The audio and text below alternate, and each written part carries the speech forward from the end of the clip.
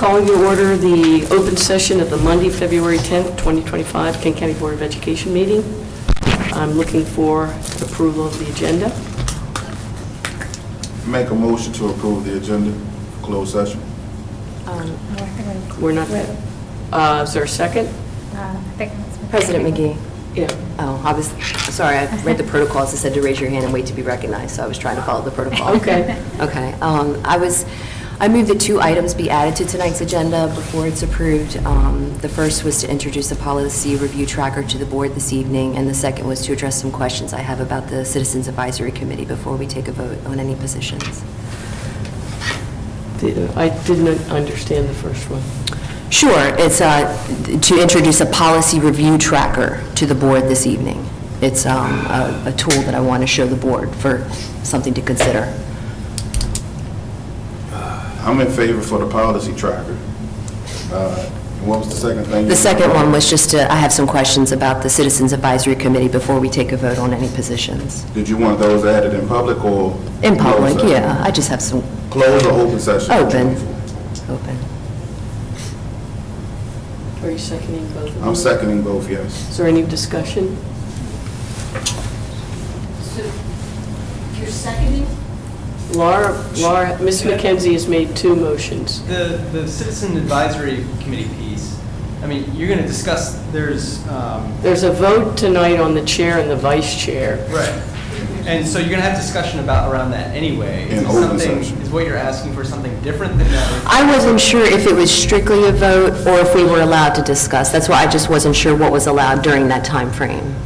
Yeah, you can have discussion, but discussion about the qualifications, background, education experience of particular individuals should be discussed and closed under personnel. But if it's just general... Yeah, mine are very general questions on the function of what its That could purpose. be done during 9D. Okay. So you already have a Citizen Advisory Committee item on the agenda, and you could have discussion about that during that time. Okay, I wasn't sure what was allowed. Totally fine. Yeah. All right, so my motion would be for the policy tracker to be added to the agenda in closed session. No, I don't think that's a closed Is that what she session. said? Yeah, no, it would be open. Both of them? Yeah, it'd be Yeah. open. Where How about... would we add that? For, under 9, Administrative Services, you could add it as E. E for information. So,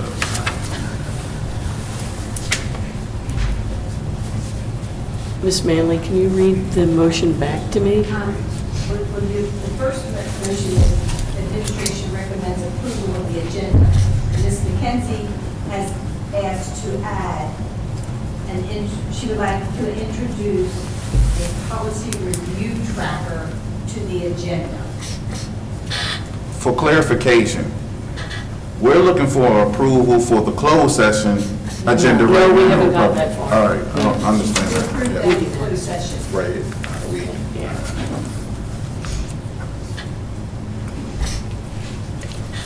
Mr. Queen, did you? I'm clear, yes. Did Brenda, you I second, yes. Okay, is there any more discussion, questions? Ms. Dorsey, are you okay? I'm looking at your expression. So with the policy tracker, you're going to explain to us exactly what Yeah, that yeah, it's is? just an organizational tool. I just wanted to show the board just for consideration. All right. All righty, I call for the vote. All in favor? Second, Mr. Queen seconded. well, who made the motion then? Ms. McKenzie did. Thank you. We'll get the hang of this. Okay, we've had a motion, we've had a second, there was no more discussion. Calling for the vote, all in favor? Aye. Aye. Any opposed? Passes 5-0. Thank you. All righty, now we're moving to the agenda for the closed session. The statutory authority to close the session, the meeting will be closed under General Provisions Article 3-305B to discuss the appointment, employment, assignment, promotion, discipline, demotion, compensation, removal, resignation, or performance evaluation of appointees, employees or officials over whom this public body has jurisdiction, and any other personal matter that affects one or more specific individuals. And the rationale for that is the public discussion of applicants and employees' names and personnel information could discourage people from working for the board and contain sensitive and personal biographical information. Personnel information is protected from disclosure under the MPIA. The second reason is, I'm getting the hang of it myself here, is to conduct collective bargaining negotiations or consider matters that relate to the negotiations. The reason for that is to maintain the integrity of the collective bargaining process. Also to discuss public security if the public body determines that public discussions could constitute a risk to the public or to public safety, public security, including the deployment of fire and police services and staff, and the development and implementation of emergency plans. The reason for that is the substance of discussion is considered administrative function outside the scope of the Open Meetings Act, but is discussed during an otherwise closed session. I believe there's one last thing. The other is administrative function regarding board communications. I've got my things messed up. The school safety is public discussion of specific security measures and plans would constitute a risk to public safety. The administrative function is the substance of discussion is considered administrative function outside the scope of the Open Meetings Act, but is discussed during an otherwise closed session pursuant to Article 3-104. So I'm looking for a motion to that effect. Bring a motion to approve the agenda for closed session. I second. Okay, Mr. Queen made the motion. Who seconded it? I second it. All right, is there any discussion or any questions? I call for the vote. All in favor? Aye. Any opposed? Okay. Close the open session. We're going into closed session. We anticipate being back at 6:30.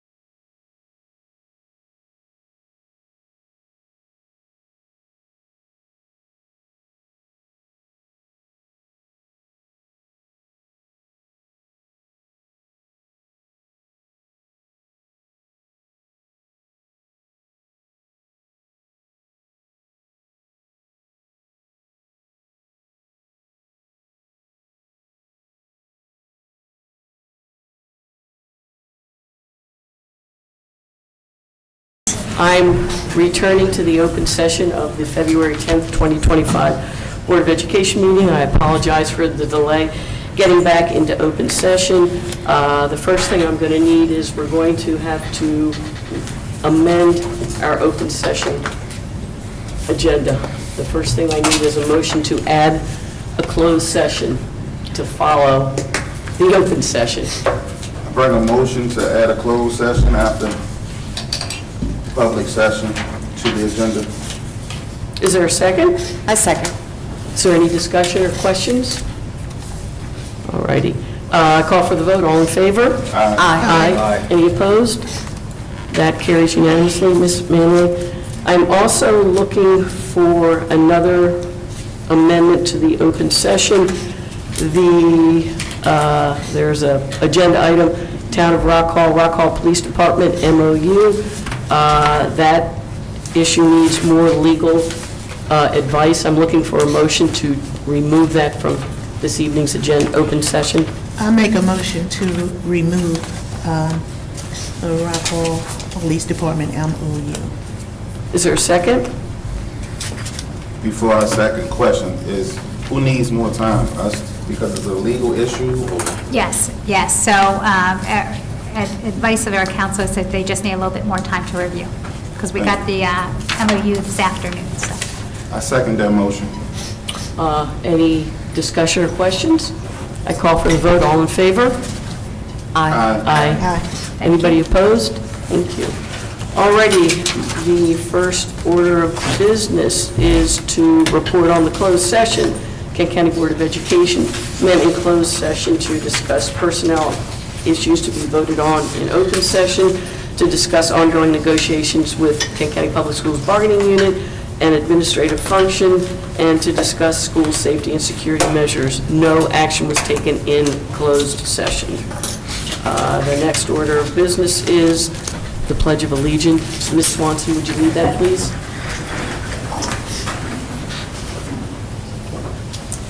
I pledge allegiance to the flag of the United States of America and to the republic for which it stands, one nation, under God, indivisible, with liberty and justice for all.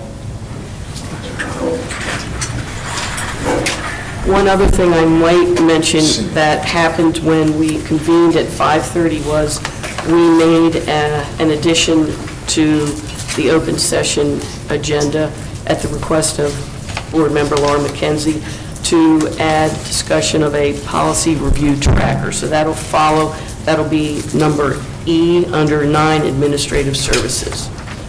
All righty. I'm looking for a motion to approve the consent agenda.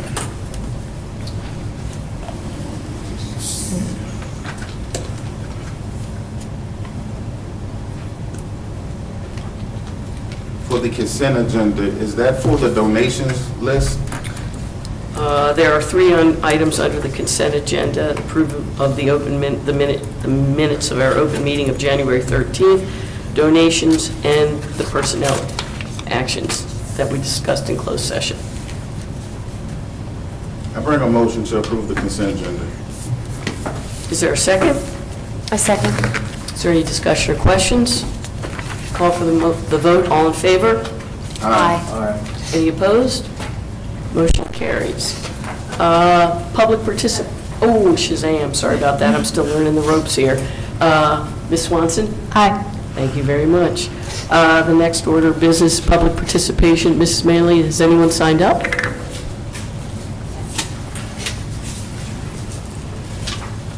You know, I don't have the, oh, is it on the card? Oh, this The is thing where I that- do the that- timer, right? Yeah, all righty. There are 3 people that have signed up. I'm going to call them in order of how these were handed to me. Just as a reminder, the rules for public participation: speakers should limit their comments to 3 minutes. Comments about the actions or statements of individual staff members are not appropriate for public comments and should be referred to the superintendent of schools or processed through available channels. If submitting written testimony, speakers are requested to provide a copy to the president. Please remember that this is an opportunity for the community to address their comments to the board. It is not an opportunity for dialogue. If you have questions that need an answer, please contact the superintendent or write a letter to the Board of Education, and a response will be sent to you.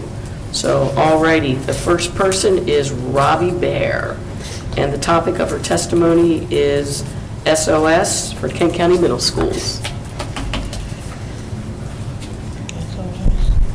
Hello, board. I actually want to start out just with a quick little shout out to Mr. Estes, who is the geometry teacher at the high school. My son started out this year with a different teacher, and there was, that teacher lasted only a few days. And then there was several weeks of having no teacher, and then Mr. Estes came in, and I just wanted, first of all, to give a shout out to Mr. Estes for being a fantastic teacher who engaged my son.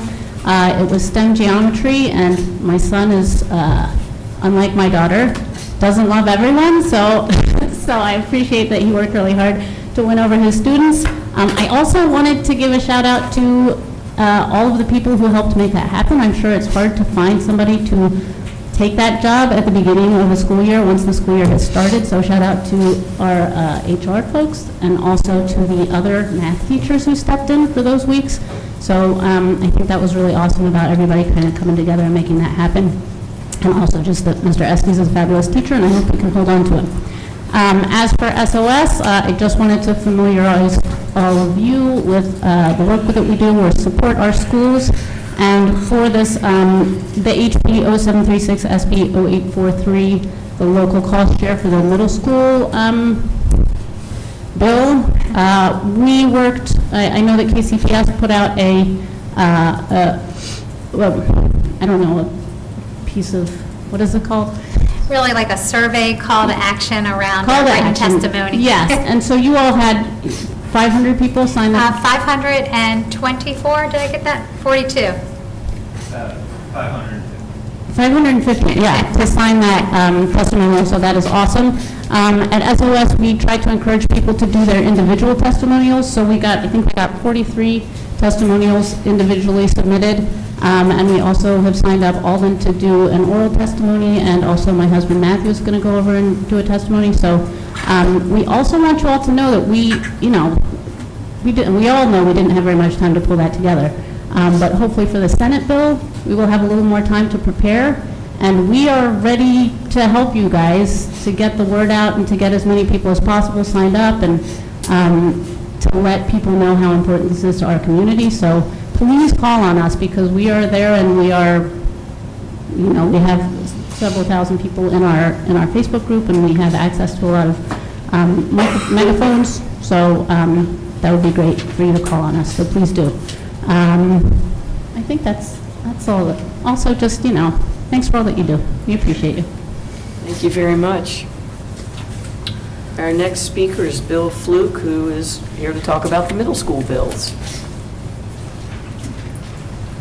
Can I ask a question? It's not a conversation. It's really- I think we have a common theme this evening. Dr. McComas, President McGee, and members of the board, my name is Bill Fluke. I live on the Broadneck Peninsula in Kent County.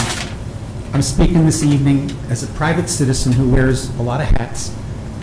One of those hats is that of a retired school mental health professional who cares deeply about our schools and our students. We're all well aware of the scores of very practical reasons why a new middle school building is needed. There's no need to repeat them here. I would note in particular that an old dilapidated building can have a harmful impact on student motivation, morale, and even mental health in some cases. So I am very grateful for the efforts that you've all been putting forth on behalf of House Bill 736, which if passed will help us to build that school we've been talking about. And I'm confident that you'll put forth similar efforts when Senate Bill 843 shows up for a hearing on March 4th. I know that a group of you is heading over to Annapolis tomorrow for the hearing on this bill in the House Appropriations Committee. I wish I could be there with you. As we've heard, the committee has received hundreds of letters in support of this bill, including mine. And I'll be watching the hearings broadcast once I can finish with my other obligations tomorrow. Thank you. thank you for all that you're doing and will do to support this bill. I'm hoping that the weather cooperates. Drive carefully and safe travels. Thank you very much. Thank you. The last person, Francois Sullivan, and tell us what her topic of testimony was.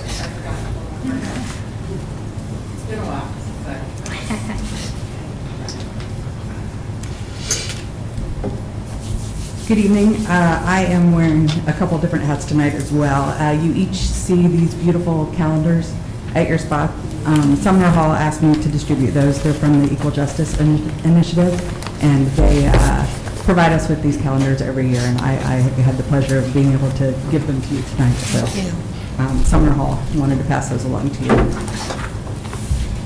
So good evening, Dr. McComas, President McGee, and board members. I am speaking to you tonight as a parent of 2 KCPS students, as well as a representative of the newly established Kent County chapter of the Delmarva Pride Center. In May 2022, the Board of Education instructed the superintendent to draft a resolution regarding school safety and training. At the June meeting, the resolution was unanimously approved. Drafting that resolution let the public know that KCPS and the board were committed to school safety and would take the necessary steps to prioritize safety in our schools. When students and families are afraid, it is important to speak up. I was glad that this resolution was passed and hopefully relieved some anxiety in our community. Goal 4 of the KCPS strategic plan states that Kent County Public Schools will create a safe, inclusive culture that meets the social and emotional needs of all students. The most recent data from the Maryland Department of Health Youth Risk Behavior Survey indicates that 25% of our Kent County high school students self-identify as lesbian, gay, bisexual, or questioning. That is around 145 kids. These are not strangers. These are our children, our children's friends, and our neighbors. These are people we know and love. I respectfully request that the superintendent and board publicly reaffirm the inclusive values of KCPS by drafting a resolution that states your commitment to continue to meet the social and emotional needs of all students in an inclusive environment, and that you will protect and respect the rights of all students.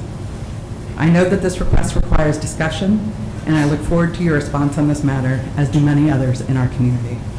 I thank you for your time. Thank you. Thank you. All righty, moving ahead. Dr. McComas, your report. Yes, so good evening, everyone. I want to take a moment to thank everyone for supporting our students through ensuring that we have safe school environments for all students, both during the school day, during athletic events, and of course beyond in our community. Recently, I want to address that I made a decision to close one of our athletic events to the public to ensure that our student athletes were able to play their game without inappropriate disruption from spectators. I made this decision based on an incident that had occurred when we played this opposing team in December at their location.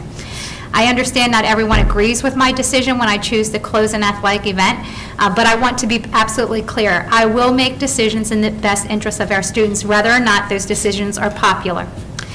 My job is to ensure that our kids are safe and have an environment to learn and play in, whether that's the classroom or the athletic field. Let's see. I have also observed on several occasions in different seasons throughout the year, in the fall and the winter, that it is sometimes some of our adult spectators, both our local spectators and visiting spectators, that have been conducting themselves inappropriately and creating a hostile environment for our athletic venues.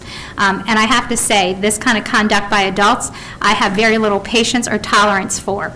And so I expect and we need our students to have the adult spectators role model what it means to be good sportsmen and good sportsmanship. So to that end, I have asked our athletic director and principal and athletic teams to begin reminding spectators of appropriate conduct expectations prior to the beginning of athletic events.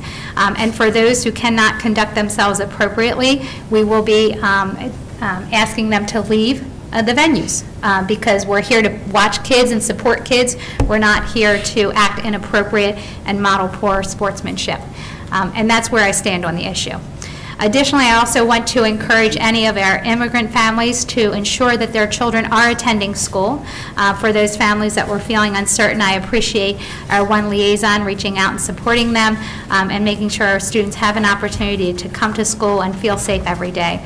Our schools are, in fact, safe learning environments, and we do care about each and every one of our students and whatever unique quality they're bringing to our learning environment. And I just want to say to any of our immigrant families, or if you're supporting those who are immigrants, there is a lot of parent resources on the Maryland Department of Education website, and those resources are in Spanish, French, Creole, and English. And there are resources that support you in understanding basic rights, emergency planning, and standby guardianship. And so for anyone who may need that, I wanted to make sure that you're aware of those state resources on the website. Moving into inclement weather, I want to thank everyone for your support and flexibility as we've navigated many, multiple inclement weather events this season, as we are also on the cusp of another one. I just want to let everyone know that I will continue to respond to emerging weather events as in a timely fashion. To the greatest extent possible, I will try to communicate the evening prior so that our working parents, who I assume all parents are working, have time to coordinate support. I know as a working mother how difficult it is to make those last-minute arrangements at 5:30 in the morning. But I also, at the same time, as much as I will try to communicate timely the evening before, there are instances in which I cannot make the decision until the morning to determine if those conditions are safe, be it fog or ice is one of the most challenging cases. And I just want to appreciate your grace for those days where I have to defer the decision till 4:30 in the morning. Next, I want to move on. I know we had some speakers about our middle school project. We have, for those of you who have not been following, we have an exciting big step tomorrow in our efforts to build a new middle school facility. Our state delegation has submitted legislation, as mentioned earlier, House Bill 736, which seeks to acquire additional state funding towards construction cost. Tomorrow, the State House Appropriations Committee meets to hear our testimony for legislation, as was mentioned by our speakers. And I want to thank Mr. DeVilio for helping us manage. We had 552 people respond to our request for written testimony, as well as those who are going in person tomorrow to testify despite the weather conditions. In particular, I want to take a moment to thank our Commissioner Albert Nickerson, who will be joining me tomorrow for in-person testimony. It is really important that Kent County stand in solidarity when it comes to our middle school project, because we have already lost 3 days of school this year because of failing infrastructure. And I just want to share with everyone that we have spent in the last 19 months $129,000 in emergency repairs. And so it is imperative that as a community we stand solidly together on this issue, because we will be spending money. It's either in emergency repairs or it's in strategic, proactive planning to create a state-of-the-art school for our community. So this could go one of two ways. If the Appropriation Committee approves our legislation, then it moves forward to the full floor of the House, and I'll be back with updates. If the Appropriations Committee does not approve it, then that legislation dies for the moment, okay? So I'll keep you abreast of the funding, how the legislation related to funding unfolds. And then, moving on to one more additional topic. Later this evening, we will begin our preliminary budget discussions for the fiscal year 26 budget. And as a precursor, I want to take a minute to report out on the consolidated results of our community conversations. I know many of our board members here tonight and some of our new board members joined us in those community conversations. And I believe the insights that our community offered for us will provide food for thought for us as we move forward in the budget process. So if I could direct your attention to the screen for our community conversations. This is a very high-level summary of some of the highlights. We'll be posting more of the, all of the details that are in this binder. All the feedback will be posted on the website, but the PowerPoint this evening just hit some of the highlights. So what you see there on the screen before you are images of the actual dialogue that was taken for those of you who participated in the community conversations. The conversations became more robust on each rotation. Next slide, please. Oh, you told me. Wait, I have this snazzy thing. There we go. You can see up here, we gained momentum as we went over time. So we started out, our very first work session was at Galena, and we had 18 people show up. And then you can see the numbers kind of grew over time and space, I think, as word got out for people who had good experiences. The lion's share, of course, dealt with the people who work for the organization because we outnumber everyone, but this is what we do, 40 hours a week, week after week after week, and for some of us, 12 months a year. And then the Citizens Advisory Committee. I will also add that in the summer, I met with Business Roundtable, nonprofit organizations, and engaged them in this dialogue. We didn't count them up there, but I right out the gate began this conversation. In total, we had over 500 or nearly 500 voices engaged in this conversation. So we captured their comments, as you can see, candidly as we went. One of the topics, there were different stations. One of the topics was academics and workforce training. The words that you see in the image that are large had the most frequency that came up in the discussion. So you'll notice up there, I just want to highlight gifted and talented programming came up often, resources for our bilingual students came up, math and ELA supports for that. Again, here's some of the takeaways you can see. I want to highlight the multilingual learner and gifted talented programming. Next, our annual budget, which of course will tie in to our later discussion today. Number one, you see there smaller class size. Our community cares very much about our class size as a leading priority around our budget. And here you see the same thing, they say increased staffing, but it's really about making sure that our class sizes are reasonable and that we have support staff, because we recognize that matters for our learners. Community engagement. Time and time again in the last 7 months, I have heard our community say very clearly they want to be engaged through volunteerism.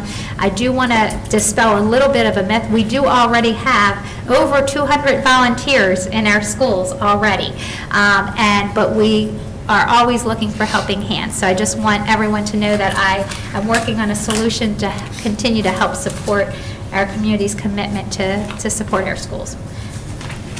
Community engagement we see here as well. And communications, communications, there's no such thing as enough communication. And the different forums for communication, rather that's social media, website, robocalls, printed communication, Tidewater traders. And so if you have ideas to help us with communication, we're always listening for more ideas on how to communicate, because you can't communicate often or early enough. Supporting student success here is really about school safety. We talk a lot about social and emotional supports for students that came up, but it all falls under this umbrella of making sure that our schools are warm, welcoming, and safe environments for learning and active play and creativity. Again, that kind of hits that same point. Facilities, new middle school. We are putting all our chips in our capital improvement plan around our middle school facility because it is our most urgent and imperative facility need. And then lastly, some ideas for the future of Wharton Building. We collected ideas because we know that that's such a key location in our overall county. And that really concludes our community conversations. And again, I'd like to thank Mr. DeVilio for consolidating all of those for us and pulling this together. So that's a little bit of a precursor and insights from our community for this evening's budget discussion. That concludes my individual remarks. I believe at this point I'm going to turn over to Mr. Hushin for our Golden Anchor Award. Thank you. Before we move on, Dr. McComas, for the community presentations, is that something you're going to keep on going, or it was like a one and done deal? Well, to me, that's really an annual process. We began this year naturally because I was new to the community, and it was important for getting input into our strategic efforts, right? Our budget, our strategic planning purposes, and our facilities purposes. But that's a structure that we use and can use throughout year upon year. And if there's a particular topic that emerges that we as a community need to get community insight from. So, thank you. Yes. If I could just say, the fact that we got such a nice turnout, because one of the things we've lamented in the past is people don't come out, we don't know what the public's thinking. I would support continuing reaching out if, the distance is shorter if you meet each other halfway. Right. And I think for, like Mr. Words, I think just about all of our board members participated. Ms. McKenzie, I know you participate. It was, and some of our other board members, it's not an intimidating process. It's not where you come and someone's just yapping like I'm doing right now. It's really, you sit down, you talk with your neighbors and your school facilities people or teachers, and really get into a meaningful dialogue. So I think word got out. I know we had a couple of repeat participants as well. So thank you, everyone, for your support. With no further ado, Mr. Hessian, Golden Anchor, bring it on. Thank you, Dr. McCombs, President McGee, school board members. Tonight we have an opportunity in front of us to recognize the number of our staff. We're going to kick things off this evening with our monthly Golden Anchor Award winner. And to join me in honoring this individual, I am going to call up Rockholt Elementary School Principal, Ms. Jillian Spiro, as we are here to honor her Rockholt Elementary School teacher specialist, Mr. Reseski. So, for those of you that don't know, Mr. Reseski has been with Kent County Public Schools for well over 30 years, and has been a key member at the team at Rockholt Elementary School. In the words of some of his colleagues, Bill is always there whenever needed. I suppose it's a call to the duty, and he is always there when that duty is called. All the students know his name. He is very pleasant, kind, and caring to all students. He is always demonstrating appropriate and respectful behaviors at all times for all students. He has the vision for Rockholt Elementary School to be the very best school. I called up Ms. Spiro because she is going to share a story that really talks about the impact that, even though we are recognizing Bill right now here in this moment, there's a story that I think is important to share with everyone, that in the role of a teacher, the lasting impact that we can have on students, even years down the road, we might not realize it in that moment. So Jillian is here to share that story that just happened recently. So there's a couple, and I'll share this one, and then I need to add one from last night. But so I believe it was the fall, and probably Jess could explain this. We had a phone call at the school from a member at the Pentagon, someone who worked at the Pentagon, for Mr. Reseski, looking for Mr. Reseski. And that's kind of panicked. Like, I think there were a couple people, Bill was really panicked. So he came to the phone, and it was a prior student who just said, I was just looking to see if you still work as a teacher for Kent County Public Schools. You had me, I believe was it Millington or Wharton? Wharton. And it was like 20 years back. And he just needed him to know that he would not have gotten where he was. He's pretty high ranking if it wasn't for Bill, and shared a particular memory and a nickname, which I can't recall. But at that point, I mean, Bill just kind of hung up the phone and his mouth dropped. But if you know Bill, these stories go on everywhere. So just a little disclosure, I was at a Super Bowl party with another employee last night, and we were watching the game, and my best friend, who is a community business owner, said, you get to hang out with Mr. Reseski like every day. Because he had taught her at Wharton Elementary School, and that made her so jealous. So I'll just, continue to say that, after 20 years, Bill still has energy. Laura used to joke that there are no pants without holes in the knees, because he's on the ground, he's always with students, really coming out of, and I'm working with students with disabilities, IEPs, our youngest students, our 5th grade students. There's really nothing that he won't do, and there's no staff member who, doubts that he has their back, myself primarily and included, but I'm particularly thankful, but I know I'm not the only one. So, just on behalf of our students, families, staff, we recognize and thank you for your reliability and your tireless dedication. And Bill is truly the heart of Rock Hall Elementary School. So if the board can join us in honoring Mr. I also know that Mike Lloyd is in attendance and he's going to come up and join us for a photo.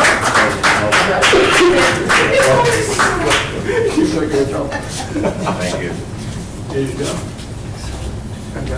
You gave me the hard one. Well, thank you for rising to the call. You good? There you go. Yeah, perfect.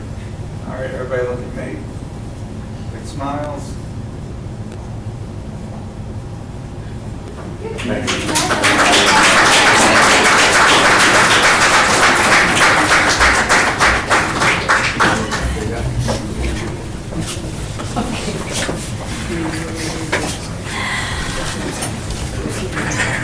Okay, I got you.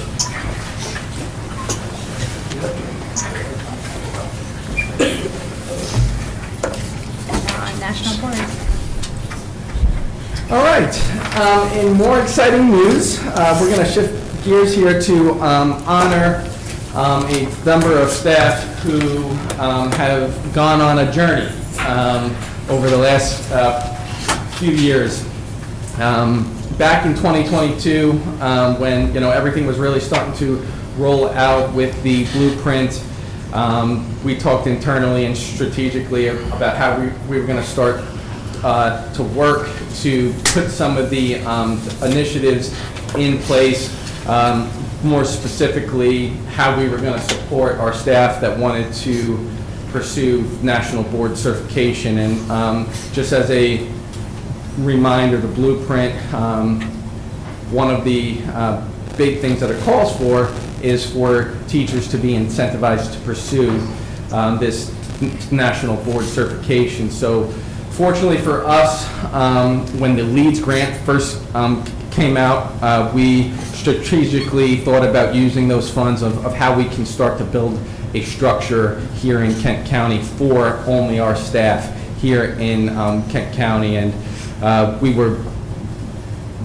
very, very blessed to be put in contact with two wonderful, outstanding educators from other counties who so graciously wanted to work with us to help support our staff during this time, and still do.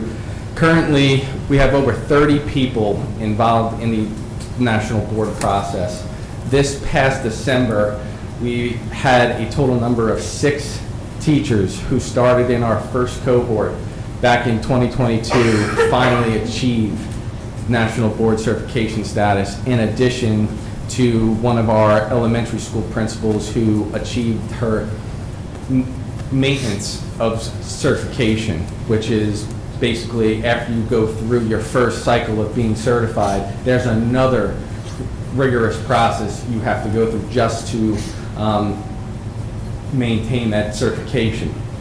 So before we honor the staff who achieved, I do want to give a special shout out to our 2 national board coaches who we have contracted with over the last couple of years to support us in this process, and that would be Dr. Susan Malone and Ms. Christy Ray. If you would like to come up here real quick and just join us. Board and Dr. McCombs, if you can come down too. We're going to be organizing. Thanks for all of the work so far. Really, really appreciate it. Sign the certificates, and I'm like, I don't know these names. Well, I asked Stan if he would. And as we stand up here, we will. Thank you very much. I see there are certificates, and I'm like, I don't know. So as we stand up here and we get this first photo, then we will then call up all of our staff who will have achieved. But I'm going to ask that everyone can stay up here, okay?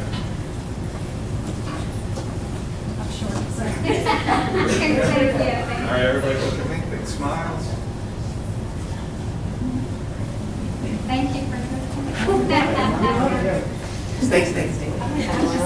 And if I could call up our Supervisor of Accountability and CTE, Tom Porter, as well as our Director of Teaching and Learning, Gina Giacomowitz, to help in honoring our staff.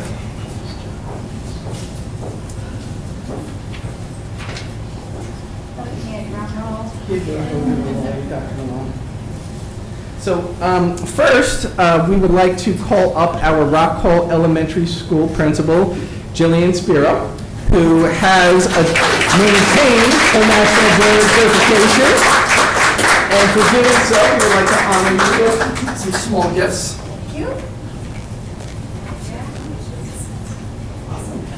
Thank you. We got a certificate for you too, Ms. Spiro. Hang on.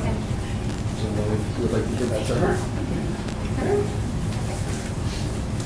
And for our current staff who have achieved, from Galena Elementary School, we have our teacher specialist and special education teacher, Mrs. Rachel Wachilla.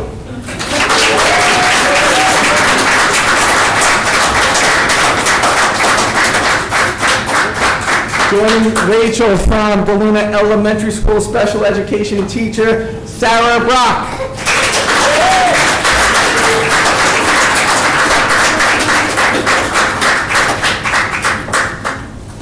Also from Galena Elementary School, representing teacher Jessica Robato.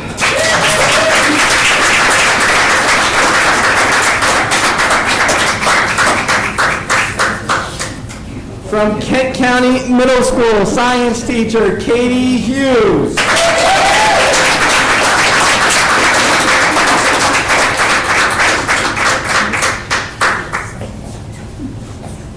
From Kent County High School, English teacher Melissa Walters.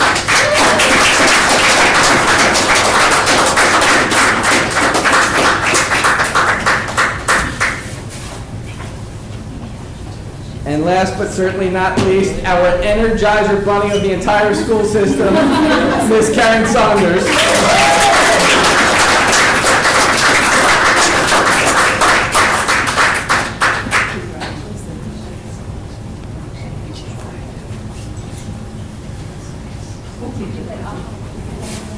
And I would just like to thank you all for the hard work and effort that you have all put in during this process, which I know required a lot of additional work and responsibility outside of schools, evenings, Saturdays, Sundays. But we're so proud of you because we have just taken our national board certification numbers from 2 to 8. And there has officially been a new standard set here in our school system. So I just want you to know, on behalf of Dr. McComas and our Board of Education, we are so proud of all of you. Thank you.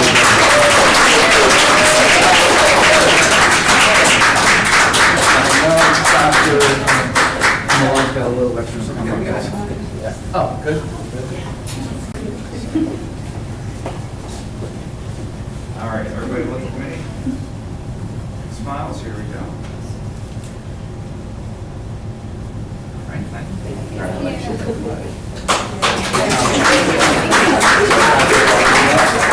I think that concludes our up and down tonight. It's possible, so it's 2 to 8, think about that. Factor 4.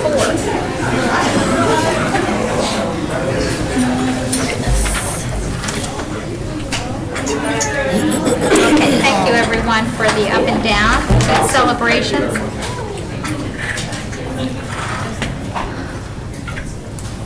Alrighty, we're going to move on to our board discussion. Ms. Swanson, can we start with you, please? Of course. Good evening, everyone. I am very excited for tonight's board discussion because I do have a presentation for everyone, but before I go to that, I want to give some updates on a few other things. First off, the December and January student member of the board video reports were posted a few days ago and are available to watch on the Kent County Public Schools YouTube page, so check those out if you haven't already. Also, the Student Advisory Council has met twice since the last Board of Ed meeting, and in those meetings, we narrowed down 3 general areas of focus for our group, which were student wellness, student engagement and opportunities, and elementary and middle school connection. From each of those topics, we brainstormed one specific goal that we want to achieve by the end of the semester. For our student wellness focus, we decided on holding a school-wide beautification/cleanup day in which students decorate, clean up, and possibly even paint areas of the school to make it a more welcoming and nice-looking place. Students in the advisory council noted being negatively affected by the lack of cleanliness in parts of the school, as well as a gloomy atmosphere that's created by the lack of color and cheerfulness in certain areas of the building. And this spring cleanup type day could not only give the high school a facelift, it could also bring together students to work on making their learning environment exactly what they want it to be. We also talked about having food supplied by the Culinary Arts program at Kent County High School and possibly offering service learning hours for participants. Possibilities are endless, and I will keep you updated as we brainstorm and decide exactly what that day might look like. For the student engagement/opportunities focus, we concluded that we want to introduce a wider range of clubs/activities through the high school's Trojan Time program. If you don't know, Trojan Time is a 30-minute study hall-esque period each day. We thought that introducing activities during this time for students to just have fun would be really beneficial. I know that having 30 minutes a day to de-stress and draw or read or plant flowers would make my school day 1,000 times better. And the rest of the council agreed that a break like this could really help all Kent County High School students. These activities would most likely be optional, since some people still need their 30 minutes to complete a homework assignment that they may have missed, and they probably wouldn't be every day. But we all believed that they could have tremendous benefits for the morale and productivity of the student body. And lastly, for our middle school and elementary school connection goal, we want to collaborate with existing programs like the Beyond Your Mental program, or possibly create a new program that focuses on high schooler-driven mentorship of younger students in the county. We didn't quite get a specific goal for this topic because the bell rang, but we have a general idea that this is something we want to work on. We did have multiple goal ideas for each topic, obviously, but I thought that narrowing down to one goal per topic would allow us to really focus on the execution of each goal rather than trying to aim for a bunch of different targets. So I also plan to continue this group into next year, and I'm hopeful that we can use the experience from this semester's program to help us achieve future endeavors. I'm very proud of this program, and the students in it seem to like it, and they have amazing ideas. I'll continue to share updates as we progress as a group. And if there are any questions? Yeah, can I ask you a question? Of course. Because you said you've met twice since we've met. Yes, since our last January Yeah. meeting. Do you have a standing meeting schedule, like the second Monday and Thursday? I mean, okay, so how often do you meet? Well, we've started with every other Thursday, Okay. but then I asked the students, and they seemed okay with meeting every Thursday for the first few weeks as we sort of figure out what we're going to do, so we've been doing that. It's hard, our meetings do happen during Trojan Time, so Okay. some people have to study, and some Right. people have to do this, so we're still sort of figuring out how to get attendance as best it can be, but so far it's been pretty good. Does it seem like sort of a buzz? Everybody's sort of really into it and excited, and now that you kind of are past the baby steps that you're really sort of taking off, I would think it would just sort of, the momentum start Yeah. carrying you. I mean, we've only had 3 meetings at this point, but I Yeah, do but think it's that... way more than we had this time last year. Yeah. No, I think it's going great, and I think the people that are into it are really into it, and I can see every meeting more people are saying more things. Yeah, I think it'll just get better and better, especially as we sort of start to see our goals come into fruition. I think that'll be exciting, and yeah, I think it's going well. I think people like it. One last question. I remember you, in an answer to a question that Mr. Queen had asked you last month, that part of the selection process of the members of this was the quiet leaders, people who, may not, they're not the star athlete or the valedictorian or whatever. Are you finding that they're sort of embracing getting the opportunity to have a voice? I think some of them, we do have some spoken leaders in the group, and I think they sometimes overshadow a little bit, but I remember at our last meeting, there was this kid that hadn't said anything at all in it, and I was sort of worried about whether or not he was into it, but something came up and he just started talking, and I was like, yes, got it. So I think more of that will start to happen, but I think people need to get a little bit more comfortable with it, just to see. And I should also probably do some more, like, I might be a little intimidating sometimes, or a little bit talkative, so, yeah, I think it'll get better as we get more comfortable. Cool. I have two questions as well. First, one is not a question, it's actually a praise. To be able to get high school and age students to narrow down to one specific topic, I think that shows great leadership, and that's a great thing. And to your point about continuing next year, would you all be willing, or have you discussed meeting during the summer? So that way, so to speak, if you start something great that should be ongoing, it don't fizzle out over summer like some of these type of programs do. Have y'all discussed that? We have not yet, and we have seniors in the group, so I don't know if the new year would mean getting a whole new, fresh batch of people. Got to recruit, yeah. Yeah, so we'll think about it. Right when I guess, not really we'll cross that bridge when we come to it, but as summer starts getting nearer and we see how the group looks, and we'll see how invested people are into it, and we'll see how it goes, but I'll keep you updated. I think that's a good job with what you accomplished since in a month's time. Good job, Alden. Thank you. Any other questions? No? All right. So I'm going to step over to the podium for my next topic of discussion. All right. She busy today. I like it. Oh, do you want the clicker? I'm going to... You're good? Okay. Sorry. Just have my... Oh, there you go. I'm a little nervous, guys. You got this.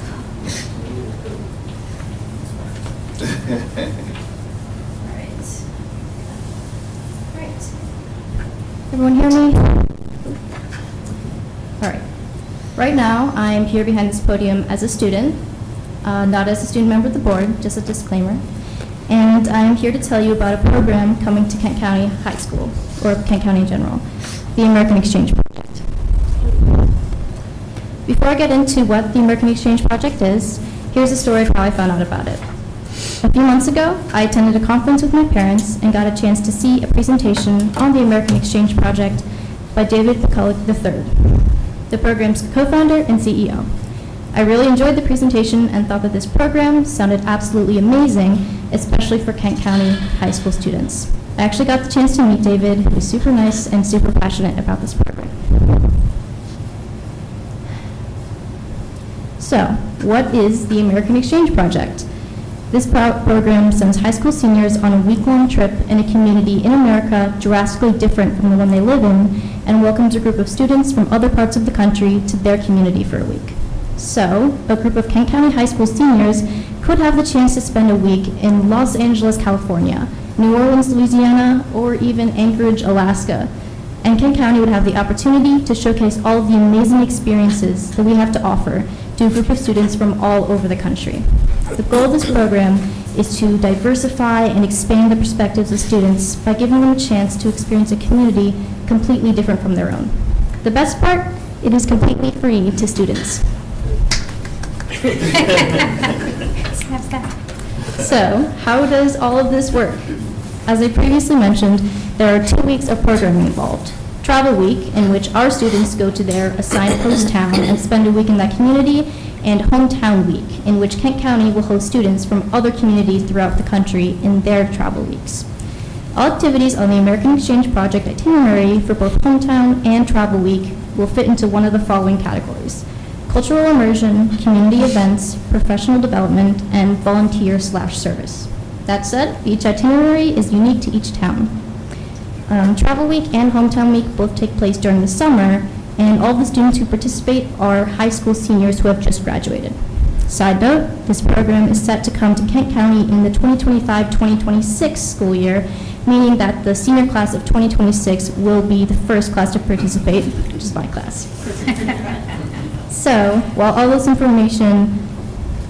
information is just to generate interest for potential students who'd like to participate and for possible adults who'd like to act as host parents, which I'll talk about in a moment. Also, after conferring with Dr. McComas and Mr. Constas, we concluded that since it is a completely community-driven program and the graduated students who participate are no longer the responsibility of the district has no liability ties, unless an activity planned for Hometown Week takes place in one of the school buildings, which is not a requirement. The itinerary for Hometown Week is planned by the exchange manager, who is the mastermind organizer behind almost everything in a particular community exchange. I have recruited Mrs. Karen Saunders as our exchange manager, and she is already as excited as I am about this project and has been working behind the scenes to get everything squared away.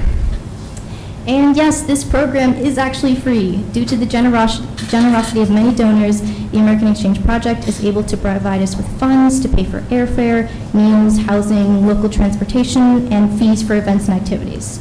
However, as I will talk more about later, we are looking for any donations from organizations that would be willing to facilitate an activity or donate a meal. What have students said about the American Exchange Project? Here are some quotes that I found from the website that I thought were really sweet and caught the essence of the program pretty well.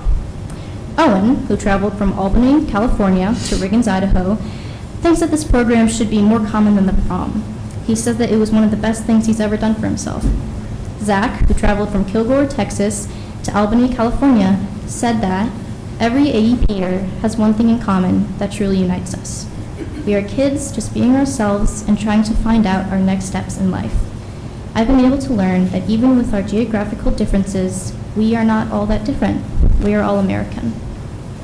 In the original presentation I saw in this program, David, the founder, actually talked a bit about Zach from Kilgore. David said that when he asked Zach about his time in California, Zach said, "Shoot, man, I've never talked about my feelings so many times in my life," which I thought was a fun anecdote. Anyway, kids from across the country who participate in it love it, and I have no doubt that our Kent County high school students would too. So, I'm sure you are all now wondering, what can I do to help get this amazing program to Kent County and make Alden and Miss Saunders' lives a little bit easier? Currently, Mrs. Saunders and I are looking for help in a few ways. We need 2 people to fill the positions of the AEP Community Leader and the AEP Host Family Coordinator. And we are trying to find families interested in hosting students during Hometown Week. I won't read all of this to you right now, but it is here if you want it. Feel free to take a picture or come back to it later. This entire presentation can also be found on Board Docs, and the website has all of the information as well. But to give you a quick rundown, the community leader works with Mrs. Saunders to organize and coordinate activities for Hometown Week, and the host family coordinator manages the families hosting visiting students, and the host families themselves provide transportation as well as a welcoming home. If you choose to take up any of these positions, you will be backed up by the amazing AEP staff who will guide you through the process of making Hometown Week possible. All you need to have is enthusiasm for the project. We are also looking for any activity donations to make Hometown Week as fun as possible. If you are a local business interested in donating an experience, such as a day on the river or a tour of a farm, or even a tasty meal, to the students participating in Hometown Week, we would greatly appreciate it. If you'd like to reach out to Ms. Saunders or me about one of the volunteer roles, becoming a host parent, possibly donating a service to Hometown Week, or any other questions, please contact one of us via email. Also, if you are a student, part of the class of 2026, and are interested, please either send Mrs. Saunders or myself an email, or just find one of us in school, and we'd be happy to talk to you more about it. And if you'd like to learn more about the American Exchange Project, you can visit their website at americanexchangeproject.org. Please do not type aep.com. That will take you to the American Electric Power website. Thank you all for listening to my presentation. I want to reiterate my excitement for this program, and as someone who spent a year of her life visiting and living in a wide range of communities and cultures, I firmly believe in the importance of exposing yourself to different parts of your community and your world. I think that this program is going to be amazing for Kent County, and I'm willing to do whatever it takes to get it here. If anyone has any questions, please feel free to ask, and I'll do my very best to answer them. So, 2 questions. This is only for seniors? Yep, senior program. Graduating seniors? And when would this program be in Kent County? This next school The year. summer of 2026? Summer 2026, yep. And that date and the travel week and hometown week are flexible because I know people have busy schedules. So we can, if someone was going to participate, they could. Understood. Plan One last those. question, Yep. I'm going to turn it over to the rest of the board, Superintendent. I assume they're doing their due diligence in vetting and background checking families on both of the host side here and abroad? Yes, everyone, host families have to go through a background check that is paid for by the American Exchange Project. All right. Are there any school districts around us that you know that have done this? Yes. And we've been in communication with. Anybody in Maryland? Oh, we'd be breaking new ground. Okay. We'll be on the map. Yeah, and we have reached out to a few other community schools in communities similar to Kent County with small populations, rural, and gotten feedback from them about what challenges they had or what they wish they would have done. So we are getting as much information as we can to make it as fun as it can be. And just, yeah. Would that be something where AEP actually partner with Kent County Public Schools, or is a separate entity? Because you Yeah. mentioned no liability, so would it just be something, I don't want to use the term volunteer-based, but you would sign up if you're interested, completely outside of the school, correct? Yeah, it's like community-based. All right. Is, Yes. sorry, is there a cap on the number that can participate? Yes, groups are recommended to be 12 to 15 students per group. We can have multiple groups, but for starting out, we'd probably only have one group of students. Who, if for some reason we get 15 or 18 kids that want to do that, who chooses, who makes the cut, so to speak? That is something we are trying to figure out, and we will see what the interest level is Okay. when this comes around, but I'm sure we will have some process. One last question. I was crunching the numbers. How much is this again? It's free. It is free. Thank you. All right. Anything else? No, are there any other questions? That was really pretty cool. Exciting. Thank you. All right. Thank you so much. Thank you. Thank you, Ms. Saunders, as well. All right. Thank you all.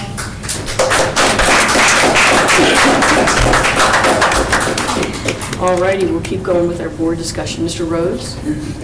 Thank you. First of all, I lost a good friend, as we all did, at Garnett, Mrs. Maddox. And Paul, too, and I mentor a bunch of kids every week. And all I want to say is that she would always come in there with a big smile on her face, give us a hug, and was just so engaged with the students, and it's a great loss. It's a great loss, that's all I want to say. The next thing is, a gentleman named Mike Jacobs at the Elks, they're handing out scholarships.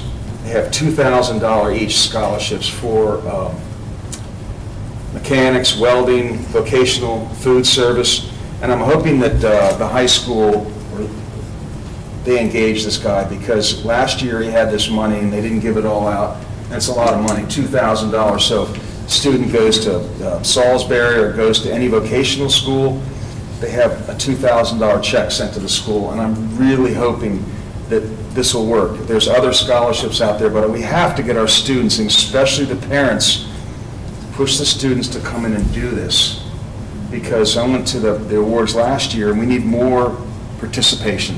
Just want to say that. The next thing, I wanted to thank, actually the town of Chestertown, Bob Sipes. He's the water guy in Chestertown. And the response to fixing the frozen water main at the middle school was done in a day. I got to give him a lot of credit, because we thought it was going to take a couple days.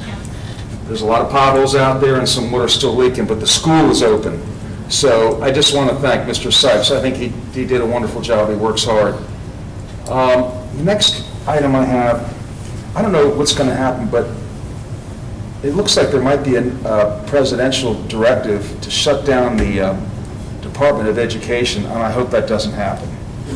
But if it does, and if they do this school choice thing, I want to know exactly, is that going to take, let's say a student here wants to go to a public school or another private school, will that take funding from us? Or how is that going to work? I know you don't have an answer because it hasn't happened, but I'm really concerned that that could be coming down the pike, about the Department of Education. Do you have any? Right. I will just say that again, as to reiterate your point, is we actually have to see what happens and see what kind of information and guidance is issued at that time. I have experience working in school systems that had charter school programs, and so could be similar to that, but it could be different depending upon how they want to structure that. So I know that's a non-answer I gave you because I can't answer it, but obviously we'll be paying attention very closely to what's happening. I want to thank Dr. Wright, our state superintendent. She does an excellent job of working with superintendents to keep us in the loop and apprised of emerging changes and guidance as it's related to COMAR and state requirements. So I'll keep my ear to the ground with Dr. Wright and keep everyone abreast of changes as they may or may not emerge. So. Okay. The last thing, I wanted to thank the Hoyas and Queen, John Queen here, for the Frederick Douglass Day of Acknowledgement. It was a wonderful event this weekend. I wasn't the whole thing. I think, Laura, you went to the first part, and I went to the second. And I have a note here. There was Marlon Saunders had a great recital on the piano. He played like 5 or 6 songs. It was just beautiful. And a lot of the awards were given to local folks in town, Tyshawn Johnson, Vincent Leggett, and Reverend James Jones. And I just want to say, it was a very good event. They had nice food, they had good camaraderie, and there were some really important people there. They were very knowledgeable on all kinds of subjects, and it was just a wonderful event you did. I think that was great. Thank you. The last thing, it's just sort of different. I've noticed that my electric bills have gone way up. And are we being affected? Everyone is, but is Choctaw Electric, what's happening at our schools here? I mean, So I will just share with the general public, I think everyone's affected, but we have the benefit of participating through the Eastern Shore Schools Consortium, ESMIC, that we go in and collaborate and bargain for our utility rates to try to get the best pricing through economy of scale, right? So all the school systems are working together in that. So I don't have a particular figure for you right here, but I appreciate the opportunity to explain to the community that we do go in together with the other school systems to get the best rate possible on our utility resources, and that's really, I think, the best I can do to explain it and to reassure everyone that we too are working to get the best bang for our dollar for our kids. These costs are out of control with oil and gas and everything. I just don't know how people can afford it. It's just really sad. I understand. Yeah, all right. That's all I have to say. Yeah, thank you. Mr. Queen? Question for Mr. Rose. What's the organization again with the student scholarships? Oh, it's the Elks. And the guy's name's Mike Jacobs. The Elks is when you leave town on the left. Yeah. And they give out a bunch of scholarships every year. And he's come here. My wife and I have been working with him the last 3 or 4 years. No one would take any of these scholarships. He has a hard time getting the responses. There is money that's always left on the table because for some reason, not everybody applies for scholarships. Well, like in the food service, there's two, when I was at that Sensations, there's 2 of those students that are going to culinary school. That would work in this. I don't know. I just can't call it. Are they getting the word out? If the student population is who they're trying to attract, have they came and done presentations here? This gentleman has, and there's people at the high school that he's been working with, but I don't know if the folks at the high school are really they're pushing as hard as they can for this. I just don't know, and I don't know. I think they could do better. That's my own opinion. But I'll leave it at that. I've got the information. I'll make sure we push that. Yeah, well, it's important. It's a lot of money. I agree. Thank you, President McGee, and good evening, Superintendent Dr. McComas, fellow board members, and student of the board member. Tonight for my Board of Education report, it will be a bit long-winded, so please bear with me.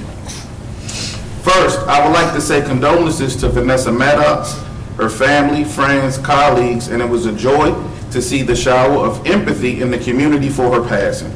Both of my daughters knew her and strongly expressed how they enjoyed her and said she will be truly missed. I know her impact will leave a void within our school system. I would like to say thank you to Virginia Jenny Walls for her 51 years of service for Kent County Public Schools. She recently retired. I read in an article last week. Thank you for that 51 years of service, and I hope whatever you choose to do in life, you do it well and you enjoy yourself. I also attended the Frederick Douglass Day of Acknowledgement event, February 8th, 2025, which is hosted by the Bayside Hoyas and Washington College. It was a day of educational enrichment, and the event illuminates the accomplishments of leaders in the African American community across the Eastern Shore. King County Public School alumni Tyshawn Young Swag Johnson was honored as he received the Bayside Hoya Shooting Award for his commitment to his community, most notably for his Christmas turkey drive and his work and donations to nonprofits locally. January 6th, I attended Kent County Middle School basketball game as our middle school team defeated the country school of Easton. I will say this for the middle school team, I do see a lot of young talent out there, and I like that. Tuesday, January 14th, along with fellow board member Laura McKenzie, I attended the Made New Board of Orientation in Annapolis. The orientation was filled with specific information on the role and duties of Board of Ed members.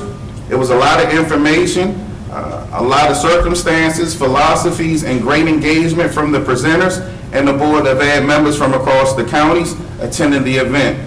I have emails and contacts for several of the board members in 5 different counties and have already started networking with them for advice, strategy, and just making sure that when we attend these MABE events, we're not going in there as new people all the time. We actually have a network of people and camaraderie going across the state, with us being one of the smaller states. I think networking is a very important thing, and I think MABE is one of those places where networking can be very, very beneficial.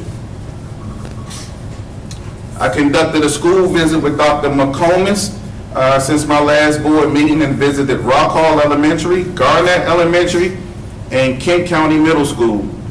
I'll break down some of the things I've seen at some of the schools. First with Garnett Elementary.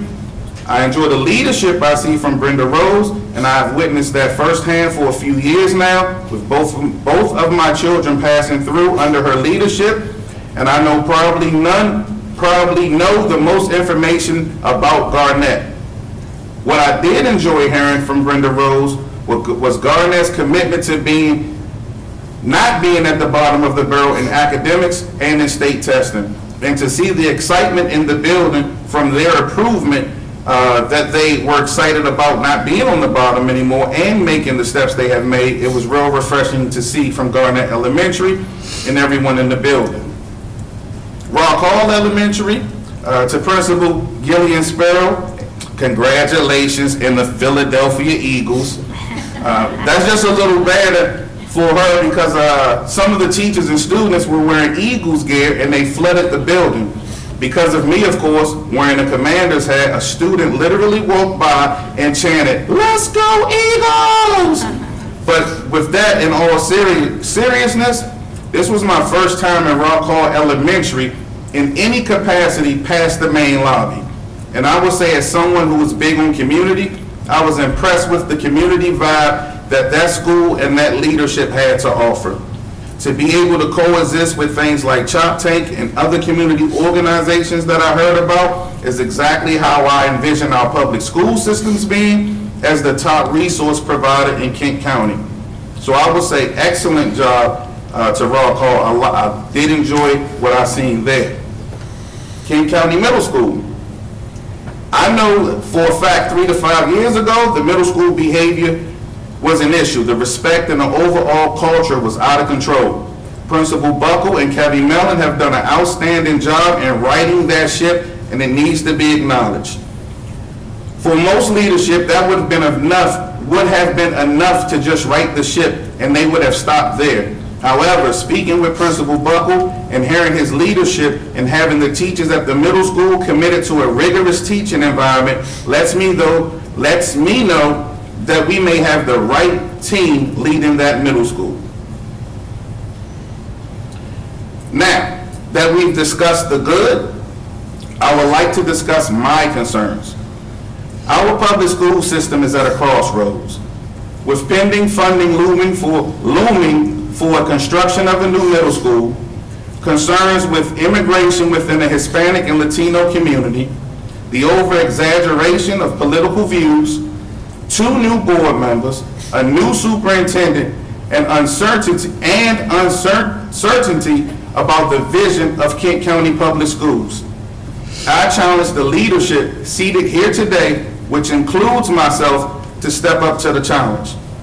I challenge our superintendent to be the visionary and champion you were selected and hired to be, and lead our administration, staff, and personnel to a place of prominence in education. I challenge us as an elected board member, group and body, to lose old ways of complacency, improve our professionalism, and set aside grudges and cliques and operate as a team that communicates and problem solves as a collective unit. This challenge is not meant to divide us, but to bring us closer to achieve a goal and live up to our mission statement, which is to be an anchor organization that creates an environment of academic excellence through collaborative, equitable, and rigorous learning community. Kent County Public Schools can be a beacon of success for this county, and if I didn't believe that, if our community didn't believe that, I would not be seated here today. I think the time for change has come, and the time for change is now. Thank you. Thank you. Ms. Dorsey? I wanted to take this time to thank Dr. McComas for opening up our schools for community conversation, because I'm myself big on bringing the community back into the school, making them feel like they're a part, and having that public participation I feel is a plus as far as community, parents, administrative staff, teachers, everybody working together for the betterment of our students. I also wanted to let our students know, and their families who may be affected by the most recent decisions that have been coming down from the top, that they're not alone, and I would like them to know that, you know, I am praying for them and anyone else who may be affected by the decisions that from this time on that could be made for our educational system. And I just want to encourage anyone else that knows the power of prayer to join me as far as praying for our students in our school system. And that's been laying heavy on my heart, so that is what I have to say on today, that I am praying for them and our students. Thank you. Ms. McKenzie? Hi, good evening. In celebration of Black History Month, I'd like to share a quote from Nelson Mandela. I learned that courage was not the absence of fear, but the triumph over it. The brave man is not he who does not feel afraid, but he who conquers that fear. So there's been a lot of changes even just this year that are triggering anxiety in a lot of people. And as a mother and a therapist, I would like to emphasize the important work of learning to cope with uncertainty however it presents. It's especially important for us, the adults, to be a reassuring voice to the children in our lives that redirects them back to what is good and what they can control. Because there are always things to be grateful for, and there are good things for our children to be involved with, whether at school or in our community, and that's what they need to be focused on. I had the privilege of attending several positive events this month, starting with a virtual workshop on January 22nd, organized by the Family Support Resource Center about fostering self-advocacy. This workshop featured Sam Drazen, who founded Changing Perspectives, which is where our social emotional learning curriculum comes from. While the Family Support Resource Center and these workshops are designed with students with disabilities in mind, they are open to anyone, and learning how to foster self-advocacy is something that all parents can benefit from. Excuse me. On January 31st, it was a lot of fun to watch the boys' basketball game at KCMS. It was a close game for a bit, but the boys put up a good fight and they ended up victorious. Just wanted to say congratulations to the boys and Coach Johnson for their hard work. Thank you to the cheerleaders as well for bringing the spirit that really made it a celebration. The February 1st annual observance of Reverend Dr. Martin Luther King Jr. Day at Washington College, sponsored by Maneri Stream Alliance and other community partners, was especially inspirational. While several were honored, I wanted to highlight the fact that Tylese Brown, School Counseling Secretary at KCHS, received the well-deserved Commissioner William W. Pickram Service Award for her years of service on behalf of our youth at school and in the community. Quoting the bio for that event, Tylese Brown exemplifies the true spirit of a community champion, proving that one person's efforts can spark lasting change. Thank you, Mrs. Brown, for being a blessing to our KCPS community, and congratulations. I also had the privilege of attending MAPE's Legislative Day and reception in Annapolis on February 3rd, which included a panel discussion on public education's future in a charged climate, a brief legislative session update, and some remarks from state elected officials. They mostly promoted a wait-and-see approach regarding changes that are occurring on a national level, since many changes will likely be contested, and therefore it will take time to determine what changes ultimately stick. I'm very encouraged. I want to thank Dr. McComas and all the work she and central office staff have done so that KCPS needs are well represented, especially as we advocate for the funding we desperately need for our new middle school. And I look forward to joining Dr. McComas tomorrow as we both testify in person on behalf of the school construction funding bill introduced by Delegates Grist, Aronson, and Jacobs. We are in the middle of a process, so I thank our community for the support received now, but we will very much need your ongoing support throughout this process, and thank you for Dr. McComas for keeping us well informed about how we can continue to support this effort. Another inspirational event I had the privilege of attending was the Frederick Douglass Day of Acknowledgement on February 8th, presented by Bayside Hoyas and Washington College.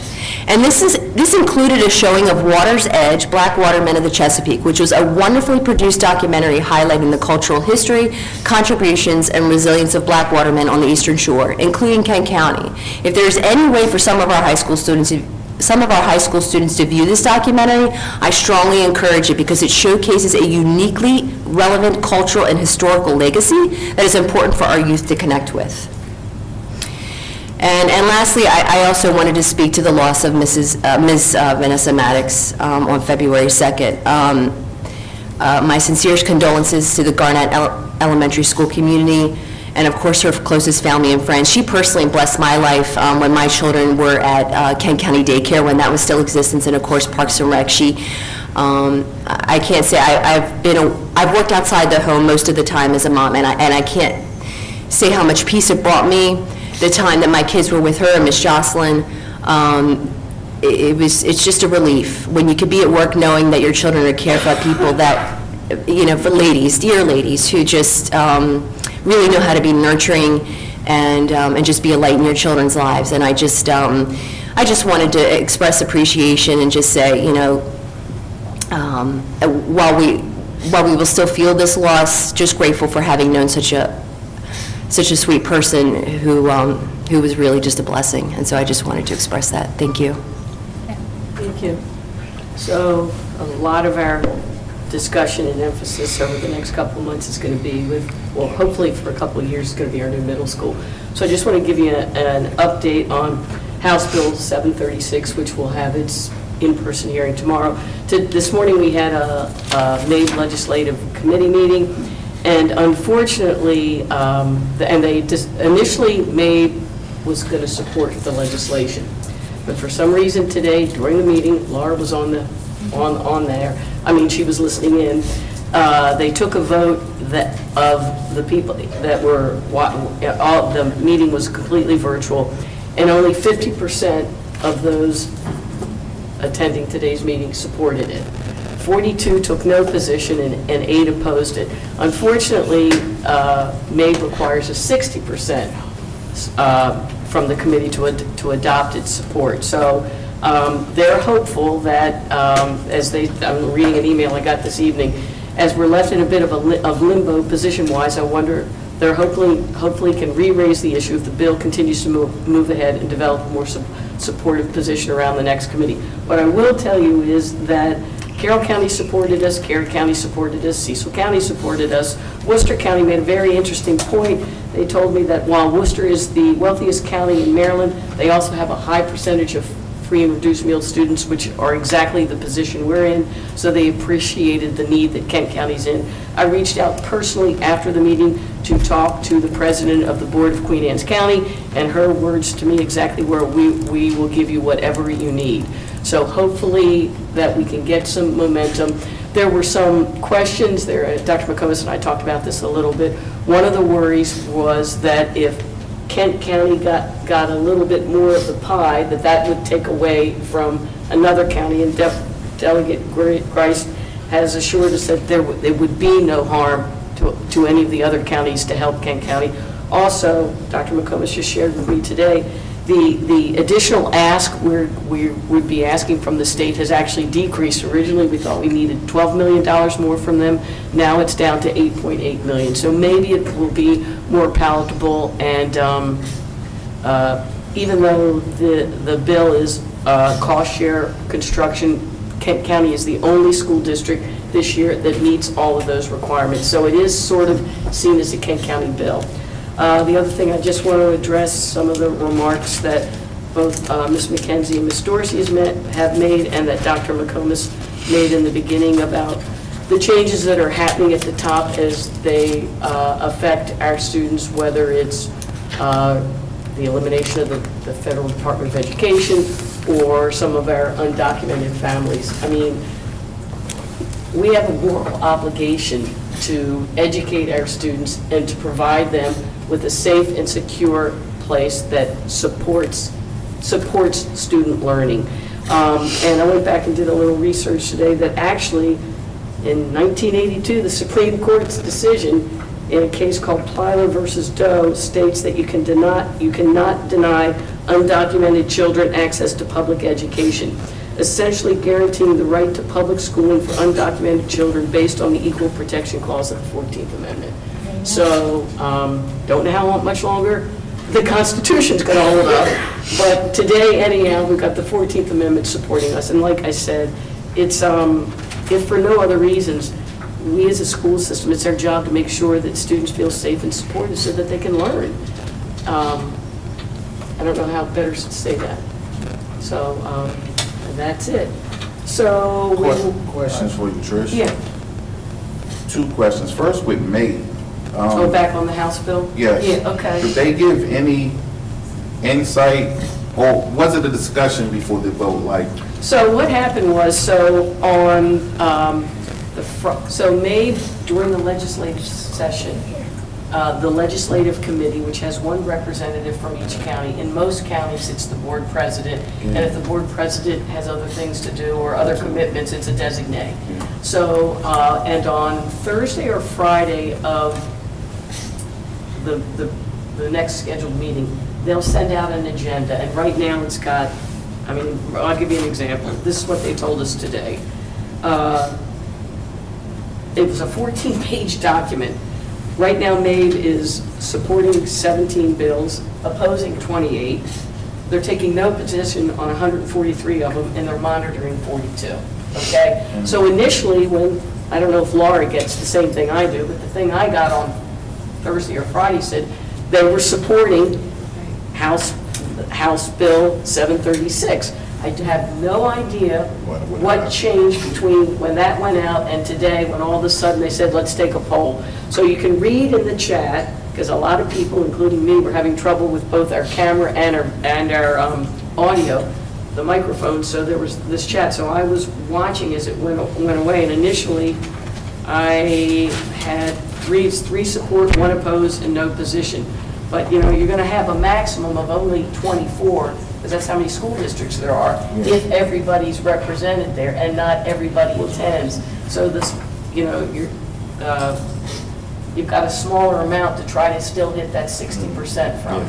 So I followed up. As a matter of fact, I'm emailing during the course of that meeting to say, here's this, here's this, here's this, here's an attachment, I'm attaching the letter I just sent in support of this. Unfortunately, they went with the voting as it went. So let's keep our fingers crossed that you guys can be persuasive tomorrow, that we can get the bill moving forward, that we have success in the Senate, and that we can revisit this, and maybe we'll come back with support.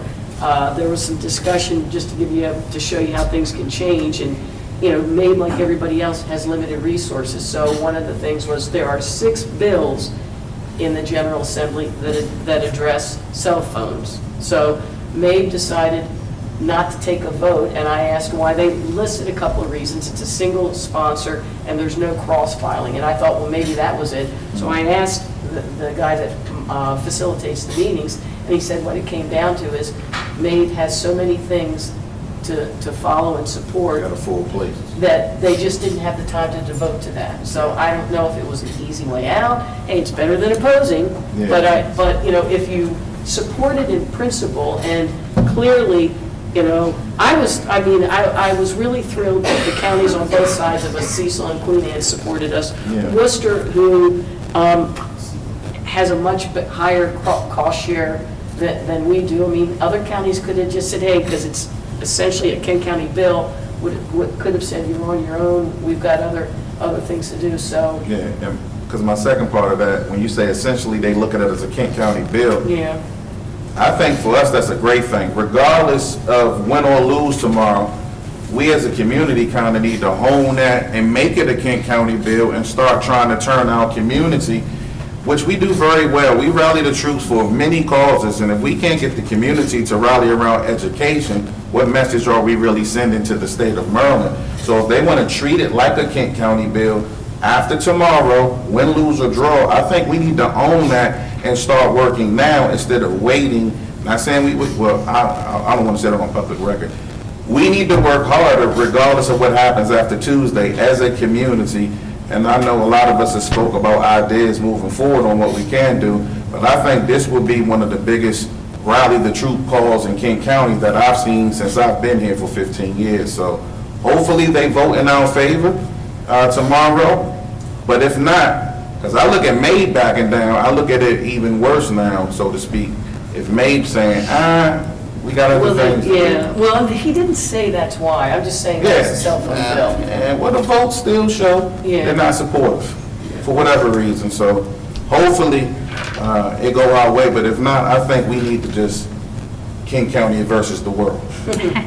Are you saying, you're done, I don't want to interrupt you, are you saying that MABE is not supporting? No. I just And want this to is clarify that. This is the legislative committee, so MABE just didn't take a position. Whatever. It's education. They need 60% of Yeah, the they votes to need, move yeah, forward. They if got 60% of the members of the legislative committee, which has a representative from each county, had voiced their support, MABE would have supported it. So should we talk to, okay. Literally. It's over. So to speak. I can't believe says, it is. unfortunately, the vote today left us with. I such can't and believe they such. wouldn't support us. The other thing is, you're talking about, yes, we will teach all the students that come in this county, but I think there's a bigger issue going on there. We're going to teach the students, but I think the families are scared. And the reason I say that is, last week I was reading somewhere, if you look it up, the Dollar General store, which we have about 20 of them in this county, I don't know how many we have, they had a directive put out that said if any officers come in, they have to turn over all their employees for their records. Now, if I was an employee there, I'd be scared. So there's nothing, we are going to teach these students, but there's a lot of folks around here that work and are scared of what's going on. And I just think that we've got to realize that. And I hope that we can move through and things will work out. But it's going to be tough. It's going to get even worse. So that's all I want to say. I hope just take care of all of our students. So. Well, we can only control what we can control, and students are our priority. Did anybody else have anything they wanted to say or ask? All right, we're going to move on to education services.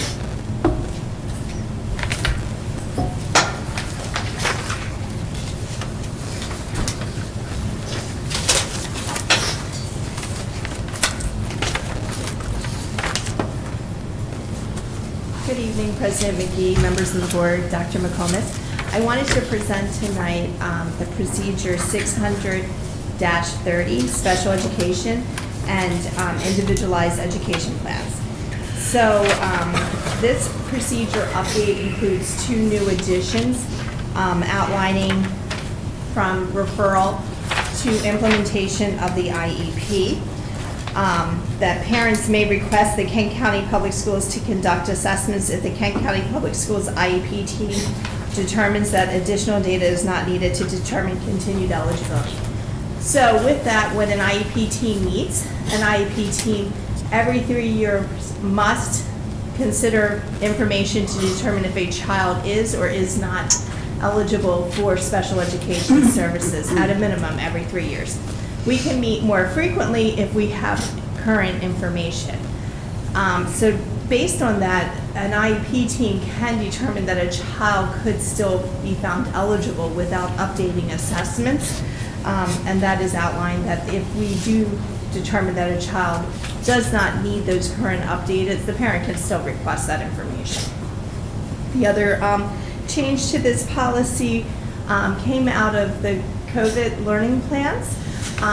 The continuity of learning plans are outlining that emergency conditions are defined as 10 or more school days during which a child with a disability cannot be provided with an IEP or special education services at school, and the school is providing instruction in some forms to its students. So this came out of the virtual learning plans that we implemented during COVID. This just basically says that this is now part of the IEP that we present to parents, with a little caveat of how we will continue those special education services if schools are closed for 10 or more days. Any questions? President? No, go ahead. I'll follow. How is that caveat of what came after COVID being taken by parents? Is it well received that at school out they still get the attention and additional services from their 504 IEP? Is that well received? Yeah, our parents are accepting of that. I mean, basically what we do is we talk about, can we implement a service if schools were closed? Like special transportation, if schools are closed, we probably wouldn't need to implement that. Right. Because we're not transporting the child to school. So parents, we outline and explain to parents when we would and would not implement a service. And for the revising or review of this, who actually does the review, and then how often is it reviewed? So we review it as a team every year with all special education staff. But we also, every 4 to 5 years, we have our comprehensive audit, which is through MSDE. All right. And they also review our policies and procedures. All right, thank you. No further questions. That was kind of going to be my question, because I see that it was revised just 2.5 years ago. I don't know if in this case it's pertinent, but it seems like many times when we're updating or revising our procedures, it's brought about by some change in language or something at the state level, and is that kind of what's directing this? Yes, so there's Okay. new legislation that has been passed that have outlined continuity of learning plans. And of course, there's always legislation that has passed, whether it's involving, independent education evaluations, which are outlined in this, parentally placed private school students, which are outlined in this procedure. So anytime new legislation is passed, we review the policy and add that information. Okay, And- thanks. Or this procedure, I'm sorry, not Gotcha. policy. One last question for me. How many students are we supporting or serving with special education or IEP plans? Through an IEP, right now, we have 259. Thank you. Go ahead. With referrals being in writing, can that be an email? Like, what does in writing mean? It can be an email. We also, if a parent maybe cannot write, the letter, him or herself, we will take that and write that for them. Okay. And then present that information. We just need to have some kind of written signature that says that they are requesting this service. Okay. And then I noticed, right, it just says here, if the data doesn't suggest that the child may have a suspected disability, the IEP team will suggest a written referral be made to the student services team. What's the time frame around that? Because there seems to be more specific time frames around the IEP versus the SST. So our SST procedures were revised a few years ago, tightening up that whole procedure. So how it is written is that we have to meet within 30 days of that parent request. If we determine that we don't suspect there's a disability, but the parent is, suspecting a delay, we will refer back to that SST team. That SST team takes that referral. They meet within, usually it's about 2 to 3 weeks, because that's usually their time frame. They don't meet maybe every week, but it's usually every other week. And then it is strictly outlined, like if it's going to be a 4-week plan, a 6-week plan, an 8-week plan, 16-week plan on the data that is being collected based on the severity of the issue. Now, if what we're finding is that a student is extremely delayed, we're going to be meeting more frequently on that student so that we're collecting that data and we're able to say, this is the information that is needed back to the IEP team. Is there a place to just outline, and this is just more like a policy, is there a place to outline that process more specifically in a procedural or policy format? Like, I don't know. For SST? Yeah. So in our special education handbook, it is outlined. Okay. In the pre-referral strategies pieces of our handbook is outlined, and I'm not sure if student services has it in a procedure or not, but I can double check. But if you do look through the referral process, I mean, we do mention it. And then we have a special education handbook that all of our IEP teacher specialists do follow. Mm-hmm. And they help lead those SST meetings at the school level. Okay. And it's about 100 pages, so it would be rather boring to read. But it is pretty detailed with what happens next. And we meet monthly with those specialists to discuss any like high flags or, like high flying concerns that they may have. I want to say on this IEP program, we had a child that was here before COVID, and when Dale Brown was here, which I really liked Dale Brown, he was a good guy. But we went through this with our child, and there was about 15 people in this room, at least 15 educators, I don't know, I can't remember, it was a while ago, but it was done very well. It was very professional how the school system handled it, and I was really happy. And to make long story short, our child ended up graduating with honors, going, applying for this. And I just want to say that our school system, is this the program that you're in charge? I'm trying to pay. Yes, so this is. You guys have done a great job. I don't know if you were working 6-7 years ago when we did this. Yes. Well, then you might have been in that room. But I just want to let you know that it was wonderfully done, very professional, and I was happy with the outcome. So that's all I want to say. That's great news. Thank you. Thank you, everyone. I just wanted to add, this is Dr. Wendy Keene. She's our Director of Special Education. So Yeah, she is I our top didn't know she was expert. doing it Yeah, so, 8 years ago, but anyhow. yeah, thank you. Any other questions or comments? And that was just for information. So Yes, thank you very procedure. much. Thank you. All righty. Thank Maryland Business Roundtable, Next Generation Scholars.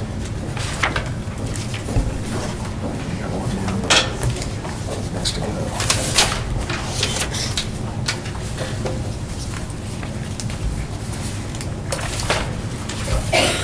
Good evening, and thank you so much for the opportunity to present today.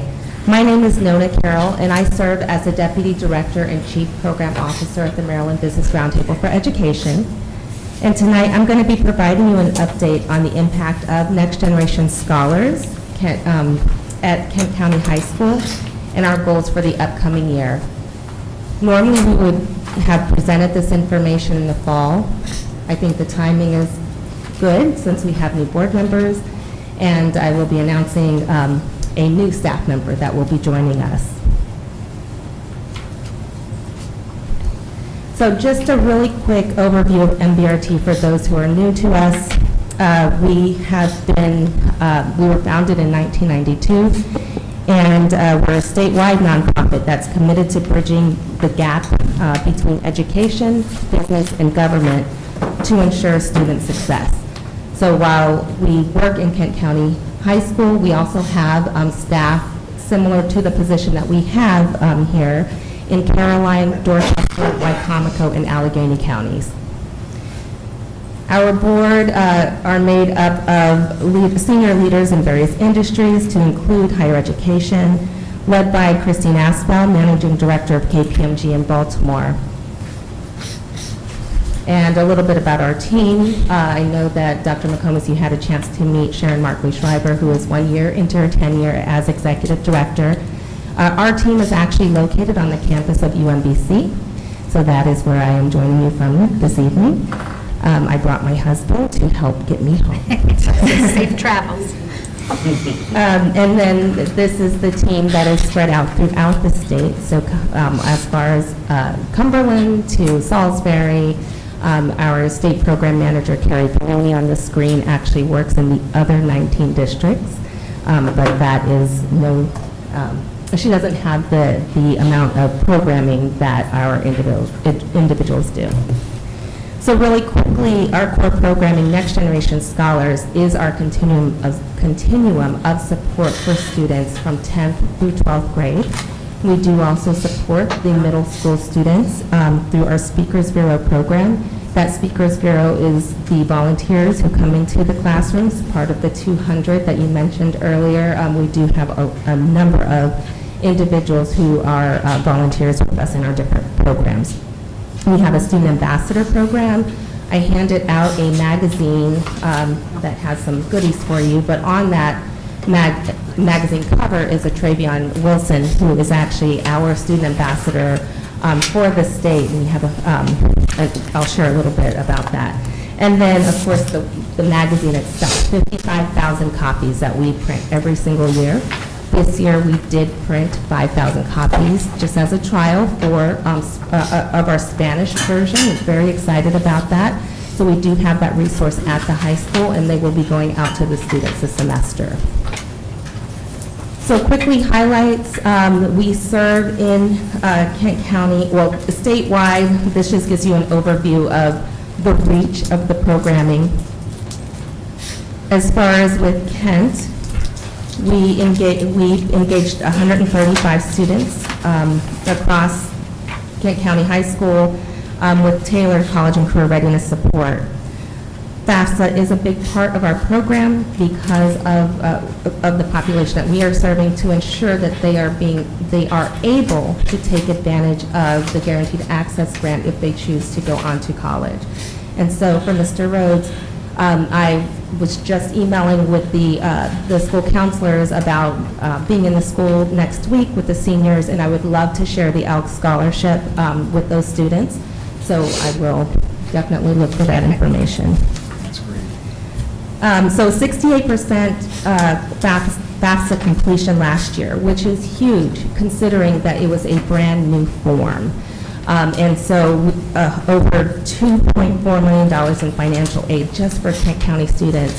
We had $4.7 million between all of our programs. So that's a really big deal for us. And I know a lot of that was because of the work of Andra Anderson, which of course is continuing her work at the higher ed level, but also supporting Kent County.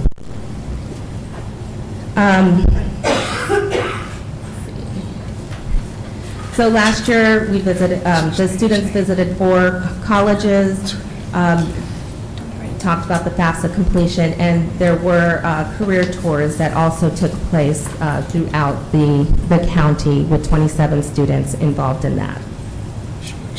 We had some summer programming, so our program does go year-round. So you can see that we have college boot camp that is really for our rising seniors to get them ready and thinking about that college going process. Next Gen, Next Level, which is actually a bridge program for recent graduates. And then there's Summer of Service, where we offer those service learning opportunities for students. These goals are going to be tweaked. They were set in the summer, but with the staff transitions, we will be making some adjustments to them. But we do aim for those students who are going to be applying to college or have applied to college, a 90% acceptance rate, expanding internship opportunities with at least 20 placements, working with Jeff Ferguson at the Lions Club, currently to get a couple of students into some paid internship opportunities. And strengthening partnerships with our businesses so that we can get more real-world learning experiences for our students. And the legislation that we are currently supporting with the Maryland Alliance for College Affordability is Senate Bill 755, which is a kinship bill. And so that's sponsored by Senator Alonzo Washington, it's considering students who are in informal kinship care relationships as independent for purposes of qualifying for certain financial assistance. So if they are in an informal relationship, they will be able to be seen as independent when they're filing their FAFSA. I'm a fan of Senator Alonzo. You said you're a fan? Yes. He actually was one of the original writers for the Next Generation Scholars Bill. Yes. It's very good with education. This is a lot of information about all that has taken place so far this year. I do want to highlight that last week we did bring about 80 students to Annapolis for Youth Congress Day. Ms. Swanson, as well as Eamon, was there with us, and that was a great time. They actually did a mock debate. We had the Senate and the House. We had a Speaker of the House and Senate President elected. We had chamber readers. Did it very formally so that the students can get that experience of debating a bill. They did so well. It was a cell phone bill. And actually, we were fortunate to have Senate President Bill Ferguson, as well as the Speaker Pro Tem Dana Stein, stop by, and they were asking the students on the spot, tell us what the conversations were like. We want to hear from you, our constituents. So it was great for them to be able to engage in that. And the Senate President actually complimented them, said that they probably had more civil discussions than what might actually happen on the Senate floor. So the other piece then, this was turned in before, of course, this happened last week, but I want to congratulate Daniel Harris on his 24 award recognition. We started a award recognition program with the Daily Record. You all have the publication. It has the big 24 on the cover. We recognize one student in each Maryland county, and Daniel Harris was selected. We had over 500 student applicants, so that is to be commended. I will be sending out the press release with some photos so that you can share that within the community as well.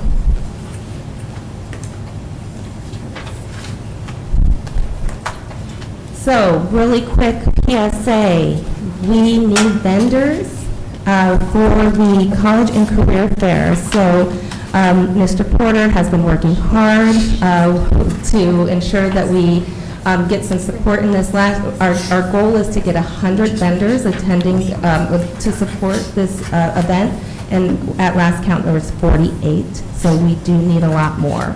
QR code to make it easy to share that information, and also we would like to invite the members of the board to actually stop by that event on March 7th. And finally, I know this kind of got out there beforehand, but I'm so pleased to announce our new college pathways manager who will be supporting Kent County High School. So Taylor Hudson, who is coming from from education background, she will be joining our team on March 5th, and we cannot wait. I cannot wait. So we're very excited to have her. So in the meantime, you will see my face around Kent County High School for those who might stop by, and of course for the students. So if you do need to reach me, my email address is there. But that is all I have. Any questions? Do you work with Mrs. Brown, Talise? Do you work with her at the high school? I think she's in the Talise Brown. Is that She's a guidance secretary. Guidance. Do you work with her at all? Not directly, however, I am working, so. The reason I ask is that with all these scholarships at the high school, we used to really try to get involved, and I got no participation out there. So we're going through Maneri's Dream, and we're going to come in with a whole bunch of scholarships, and they'll be approaching you, or Mrs. Brown knows about this. Okay. Because I want action out of that high school, and I want people to get involved, and the students need to be pushed a little bit to apply for all these grants, because they're out there. Absolutely. They're out there, and I want the students to know about it. And maybe the parents don't want to do it, and if the students don't want to do it, that's fine. But if someone like you or these folks out there that want to push this program, as I said, Maneri's Dream, there's a bunch of stuff coming in there. So just keep that in your radar. Absolutely, and that is the plan for next week, getting that date scheduled so that we can have it as an open opportunity for the seniors to come and get support with their FAFSA, their NIFSA, or the MD CAPS, as well as those scholarship opportunities. So that one has absolutely bubbled up to the top of my list, so I'll make sure that that gets promoted. Yeah, I got a couple of questions as well. So for the event that you're doing for vendors, what's the date exactly? You said March 5th? March 7th? March 7th. Yes. And For that is vendors, how have you been reaching out to the community for vendors? through the chamber. It's been, it has actually been pushed out through the chamber. It's on their website, as well as direct email to previous vendors. Do you all need contacts of, let me ask this with vendors now. Are you looking for just business? You looking for nonprofits? What are you looking for exactly? All of the above, yes. If it's, connect with me and I'll plug you into some more people. Okay, thank you. Your goal is 100, you say you got 48? Yep, last year there were 88, so we know that we can get close. I'll introduce you to some businesses or nonprofits in the community. Thank you. Also, you mentioned taking students to Annapolis for debating and things of that nature on the floor. What is your organization's position on supporting bills? As you heard, we're having problems with getting support for a bill. I wouldn't say problems with getting support. We need more support. What is your position on supporting things of that nature? We are nonpartisan, so we typically do not participate in that type of, I guess, legislation. It's normally things that might impact students directly and families directly. Understood. Understood. And for your career tours, you took 27 students. For those career tours, how much of that is in sync or aligned with the Blueprint CTE programs of education and things of that nature? 100%. I am actually a member of the Pillar 3 Advisory Committee for the AIB. So for our entire program this summer, our team spent time on revamping our programming to align with the Blueprint. Okay. I just want to say, the Next Generation Scholars has been transformative for Kent County High School students. I know that you don't come under the umbrella of Kent County Public Schools, but you work very closely with us, and so I do know from anecdotal experience the number of students who, A, would have thought, first of all, they weren't college material, or second of all, that they could never afford a college education. This has really changed their lives, so thank you for that. I'm also really excited that Taylor Hudson, because I remember when she was Taylor Whitehale, she came through Kent County Public Schools, and I remember she was one year Kent County's promising young educator, and she spoke about how the principal of Rock Hall, who at the time was a teacher, Jillian Spiro, changed her life. So I'm just thrilled that I was really sad to lose her as a teacher. I'm just thrilled that she's coming back and will have such an impactful effect on our students. So I hated to lose Audra because I didn't think anybody could match her, but I think you've probably found the closest thing to Audra. This is going to be Audra 2.0, I guess. So thank you very much for everything you've done. I want to say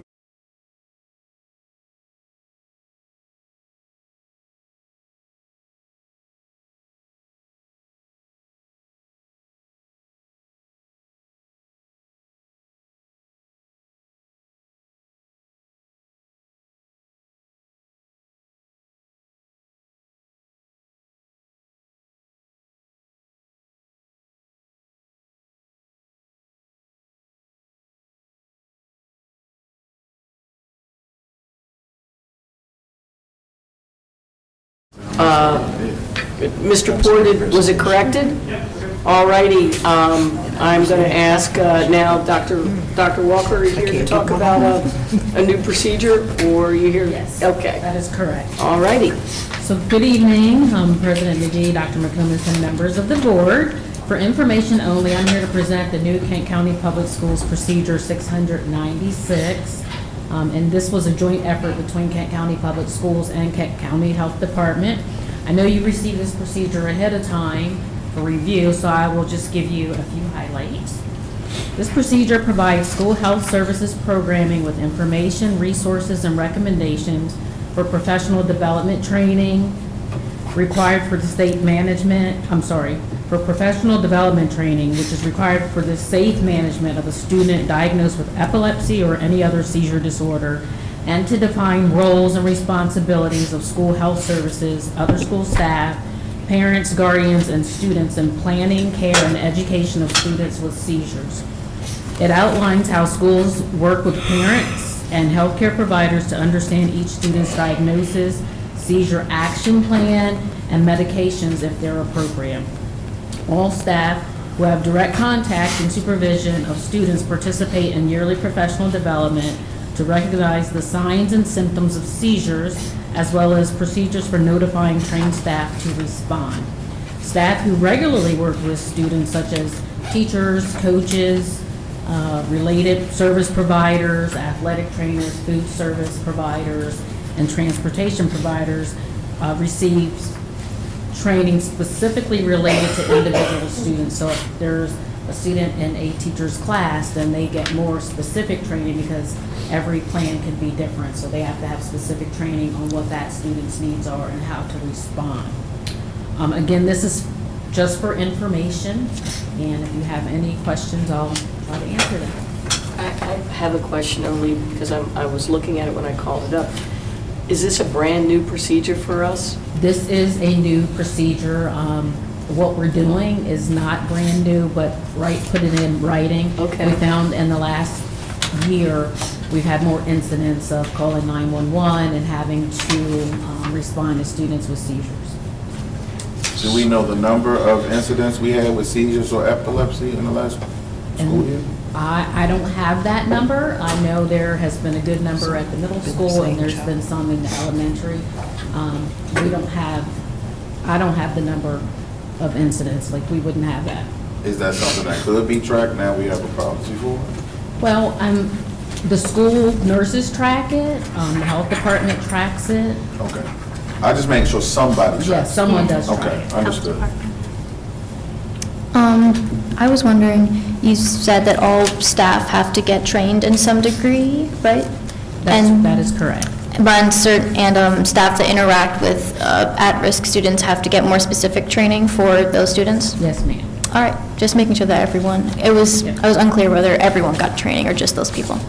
Thank you. So if you have, if you have a student that that is prone to have these seizures, and they're in a class, does the teacher know how to handle that, or do they have to call one of the nurses to come up, or how does that work if it happens? Because those seizures happen just like that.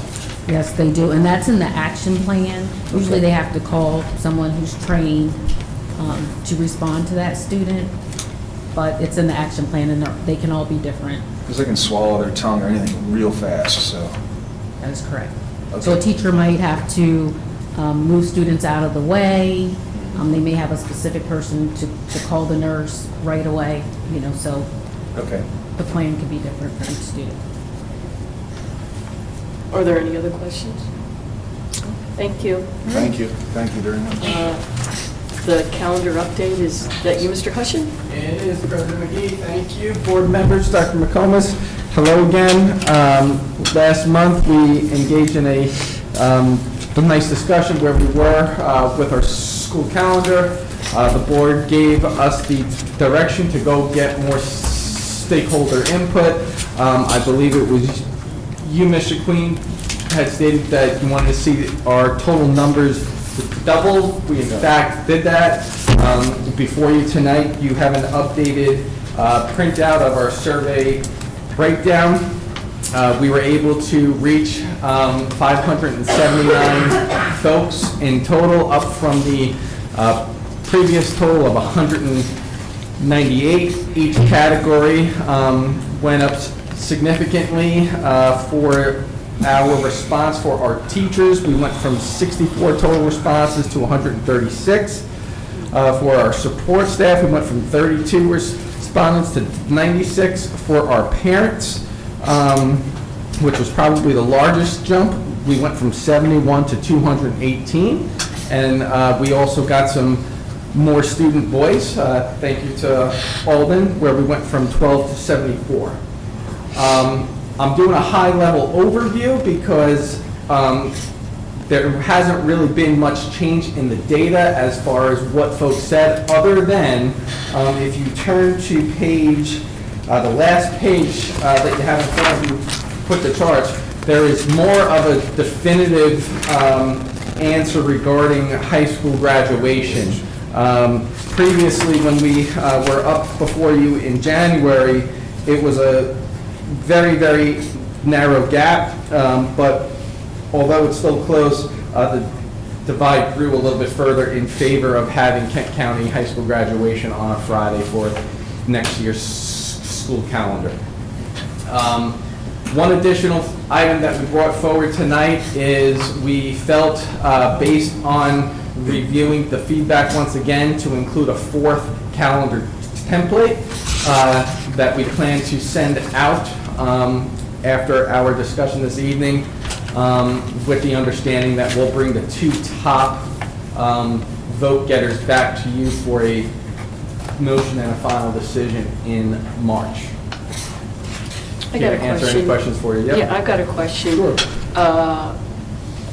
What did you do to get a significant increase? Well, I think you all saw that following morning, the first thing I did when I got in here, I sent out an urgent email request to all of our staff, which that got some response, and I know that Dan DeVillio worked behind the scenes with our school principals, is getting the word out even more. The numbers actually grew early on, and we kind of hit a stopping point. So moving forward, that'll be our strategy? Well, I think through our discussion that we had in January, I think there were some new ideas that were thrown out there that I think when we start this planning process next year, I think we now know that we have an array of other tools that we can use, because I now understand there's going to be an expectation to see an increased amount of stakeholder input going forward. Okay, I want to, a couple of things. I want to thank Mr.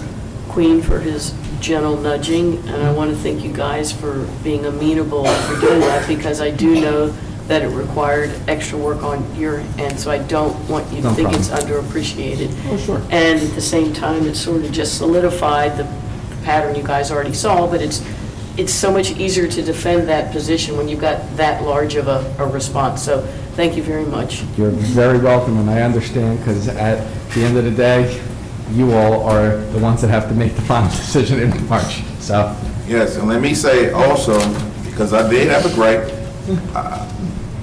very good. I think what you all did was exceptional based on what I read last month and looking at the numbers now. One question.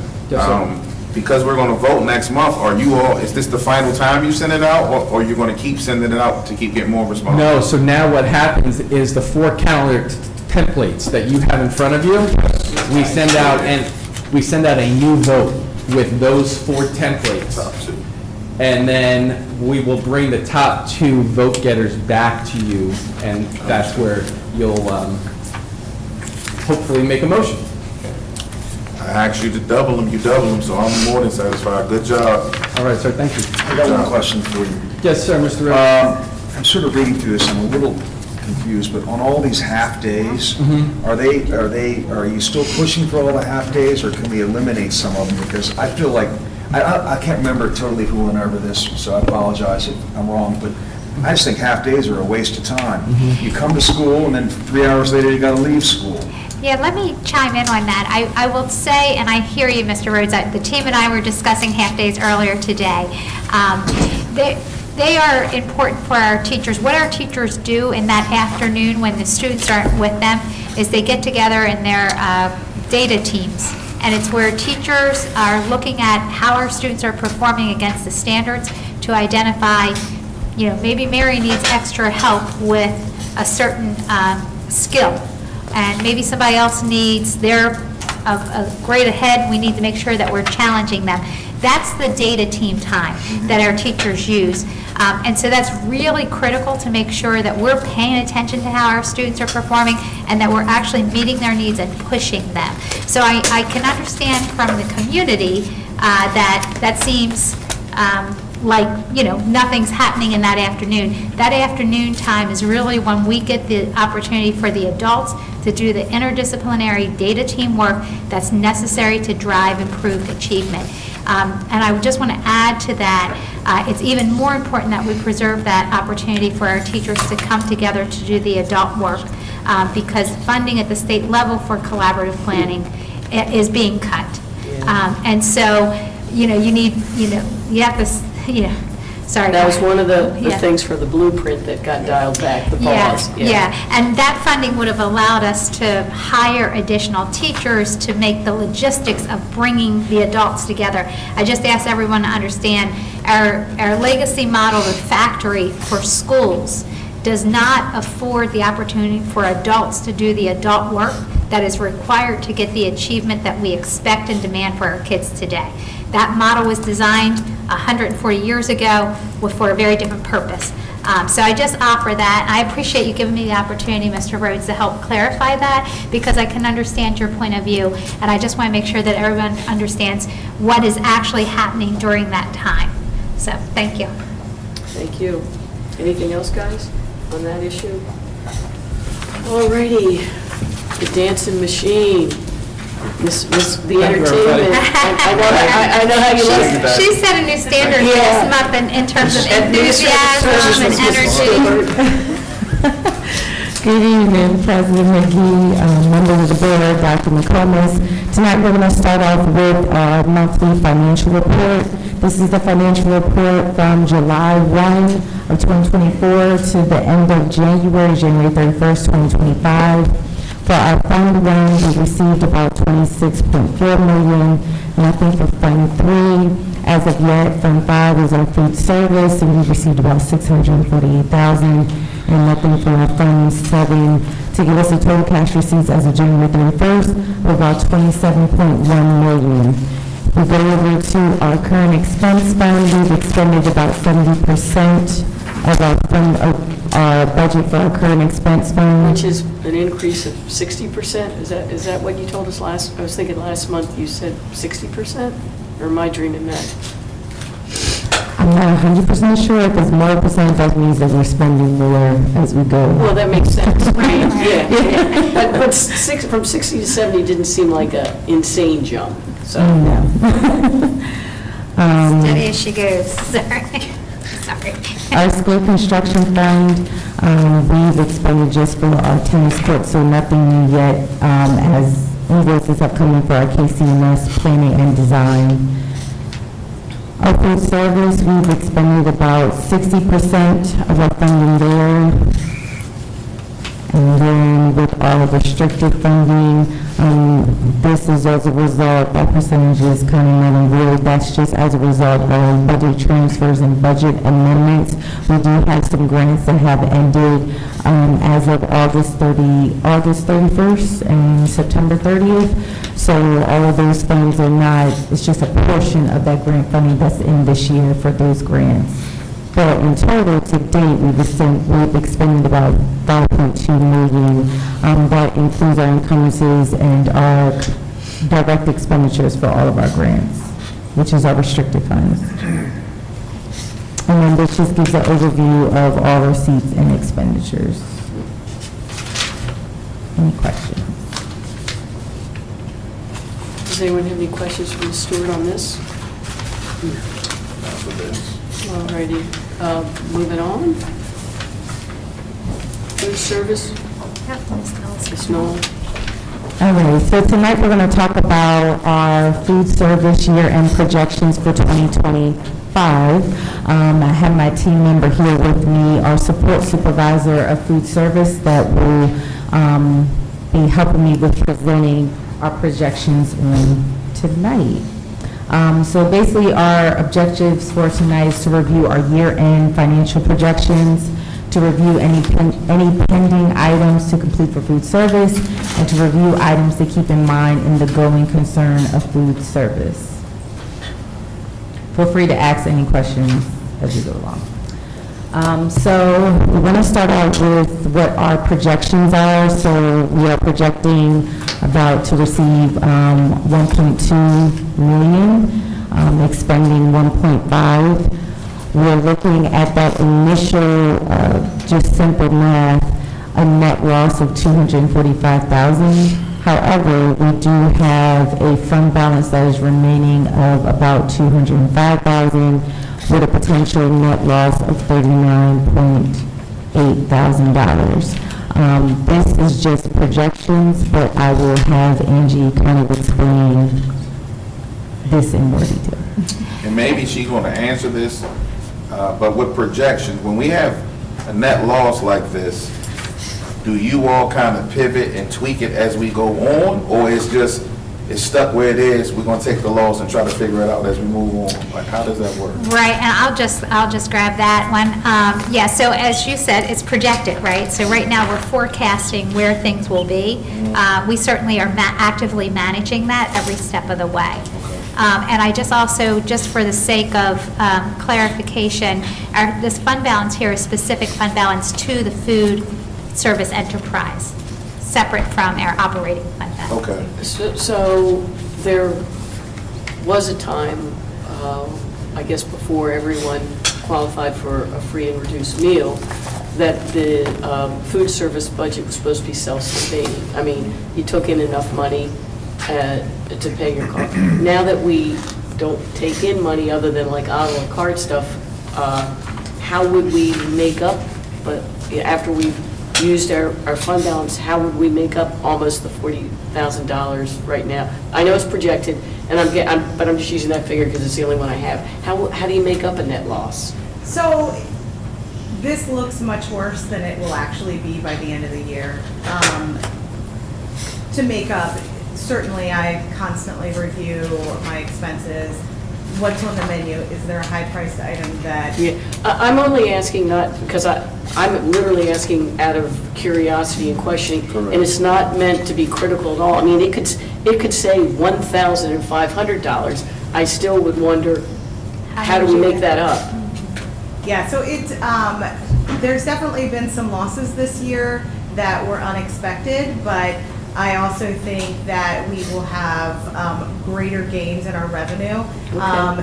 This is projected based on the history of the beginning part of the year, but the end of the year is always our Stronger. bigger I got months you. to earn. Okay. So, Ms. I'm sorry to interrupt you. May I add a little clarification? So just to be clear, the amount, our opportunity to have students buy things from our food program is contingent on the number of days that school is open each month. And we know the beginning of the school year and the end of the school year, we have more fuller months of school because it's not punctuated by holidays like winter Or bad break and weather. Thanksgiving or bad weather. Yeah. So that's part of what she was saying is it kind of, we're in this period right now where between the holiday seasons and bad weather, frankly, our cafeterias haven't been open, so students can't That makes purchase sense. during those. The other thing I just want to clarify for everybody is it's a reimbursement process here for our funds to support food service, right? So, we put that money out front, and I think we're actively in the process of waiting for a reimbursement to come in anytime now. So, again, it's a fluid, ongoing process, but I just wanted to give you some of the infrastructure behind that. So, thank you for letting me interrupt you. And also to address that as your questions as well, Angie and I have talked about, because one of the issues that we really can't control is that even though we're in a consortium, the price of food costs are going up. So for example, we're in I think it's the Shore 7, Shore 6. Shore 7. Shore 7. We're in the Shore 7. If there are items that's supposed to be part of the bid, some of that is not on that list. So then it forces us to go to other items that are higher cost. We talked about strategically looking at adjusting the menu in the beginning of the school year and at the end, and really getting the bulk of it in the middle. That can save us on some food costs, as well as looking at what this does not show you as well is inventory. So when our auditors come in at the end of the year, they do an inventory adjustment that I'm still trying to learn what are they doing, but essentially, when you have food on, essentially when you have food in storage, that is still part of your revenue. So that's also, when the fund balance for food service, you'll see two different lines. There'll still be like the restricted line, which is this 205, but then there's another, if you look in our financial statements with the fund balance for food service, there's another line about 59,000, that's food inventory. So essentially, when we start January 1, 2026, am I right? No, 2025, that can be used to bridge over for food as well. So We also have USDA funding in the form of commodities. Generally, Kent County is small enough that we almost use all of our commodity funding for produce throughout the year, but there also is about 30 to 40,000 that we'll use for USDA commodities that are shipped to us. So the way it works is they try to break down the scheduling of that shipment based on when the USDA is ready, and also when it's available for the other schools and when they can get it. So we've got the majority of our commodity, actual frozen corn or canned applesauce still coming. So that is still also, once that comes, our cost from Cisco goes way down. So it will balance, it just gets a little. It's the ebb and flow of the year. Right. And we just would rather be upfront with the good, the bad, the ugly. One question, you said unexpected loss. Can you give an example of what an unexpected loss looks like? So that would be snow days is gonna hit us hard. I'd say in the snow days, we lost about 30,000 roughly in revenue. And then as well, even those couple days with the sewer lines, 3 days at the middle school, 1 day at the high school, I'd say we lost about $7,000. So it adds up, but. The unexpected is really unexpected. It really is. Thank you. Thank you both. All right, so this next slide just pretty much gives an overview of pending items to complete. As a FYI, food service really shouldn't have a huge fund balance, so 205,000 would be considered high. So if you look on the other side, our fund balance should really, I believe, be about 3 months worth of our expenses, but we do get audited, and that's something that they look at our fund balance. And the high fund balance, just like the current expense fund, is due to COVID-19. So there was a lot of savings that we incurred, and that was due to the high fund balance. But these pending items are also items that we were able to utilize, and we would just want to communicate with the board our next steps. So the walk-in at Barnett is actually grant funded. It's the 2023 Equipment Assistant Grant. So that should be completely covered, and we're really excited about that because it's definitely needed. What kind of, if you can give me a dollar figure, what does something like that cost? I think the grant total is around $76,000. Okay. So that should include any masonry work. I think we're going to take out the window above to eliminate the leaking, which is what's caused our current walk-in to go bad a little bit quicker than it should. And is it only holding food for Garnett? Correct. Okay. The walk-in larger, the one that's being replaced? I'm trying to get it a little bit larger. There's a standing pad, cement pad that's already there. Yeah. To expand that, it would add a pretty substantial cost. There is a little bit, I think it was 30 inches on one side, 12 inches on the other side. So I really, when I'm working with my vendors to get quotes and everything, I was really trying to get me a little bit more. So yeah, so that would be nice. The serving line at Garnett as well, it's obsolete. We can't get parts for it anymore. So we've, a part of the fund balance usage on there that you saw would be to go and replace that, since we already have 2 wells that aren't working. If we go down anymore, it's gonna get pretty bad. So we're hoping to have that installed this summer along with the walk-in and kind of get it all done at once. A small, well, a $4,000 kind of Band-Aid on the walk-in at the middle school. We've got a leak, and we don't want to put any more money than we have to, obviously, with the new school coming. So Yeah. $4,000 is a lot, but it's It's a definitely Band-Aid to get necessary. us through, so to speak. Yeah. And then the last thing would be, we have just submitted a grant for the 2024 Equipment Assistant Grant, and we are hoping to get a new walk-in at the warehouse, which is on the end of Garnett Elementary. That's why I was asking you about Yeah, the yeah. other walk-in. Yeah, okay. Yeah, so that's got all of our main storage for, basically, we intake there, and then Dontrell distributes to each school. Okay. Yeah. And you said the timeline for these is like during the summer? Yeah. Summer, all right, cool. And this last slide that we have, we just wanted to make you as the board aware of just food service going concerns. As we talked about with, even though that there's synchronous learning, that still lose a day to feed our kids. Steady increase in food costs. Really the two major items that are huge, that are like our big ticket items for funding food service is salaries. So we do pay for our cafe managers, our cafe workers, our support supervisor, and our food service driver comes out of that. Their salaries and their FICA comes out of that. Their pension and healthcare, current expense takes on that expense.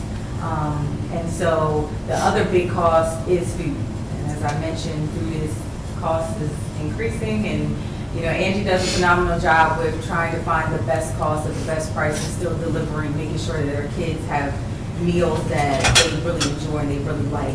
And then just the increase in demands and adhering to the change in requirements from USDA.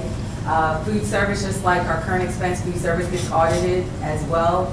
And I will tell you, I think the one audit just kind of had me step back, and I just leave it up to Angie. They dinged us on some type of nutrient, not having enough nutrients. Like there's a real thing for sodium, something.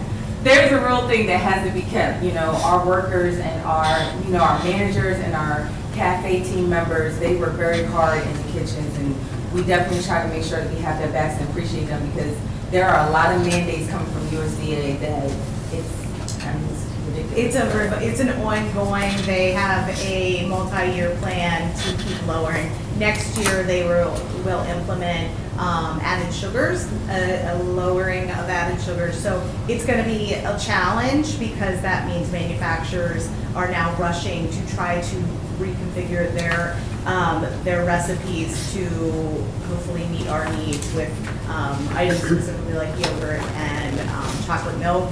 We're currently at 22 grams of sugar, and they want it down to 10. So it's going to be a challenge. Hopefully the manufacturers can rush and meet those needs, or else it might be a little bit trickier in the future.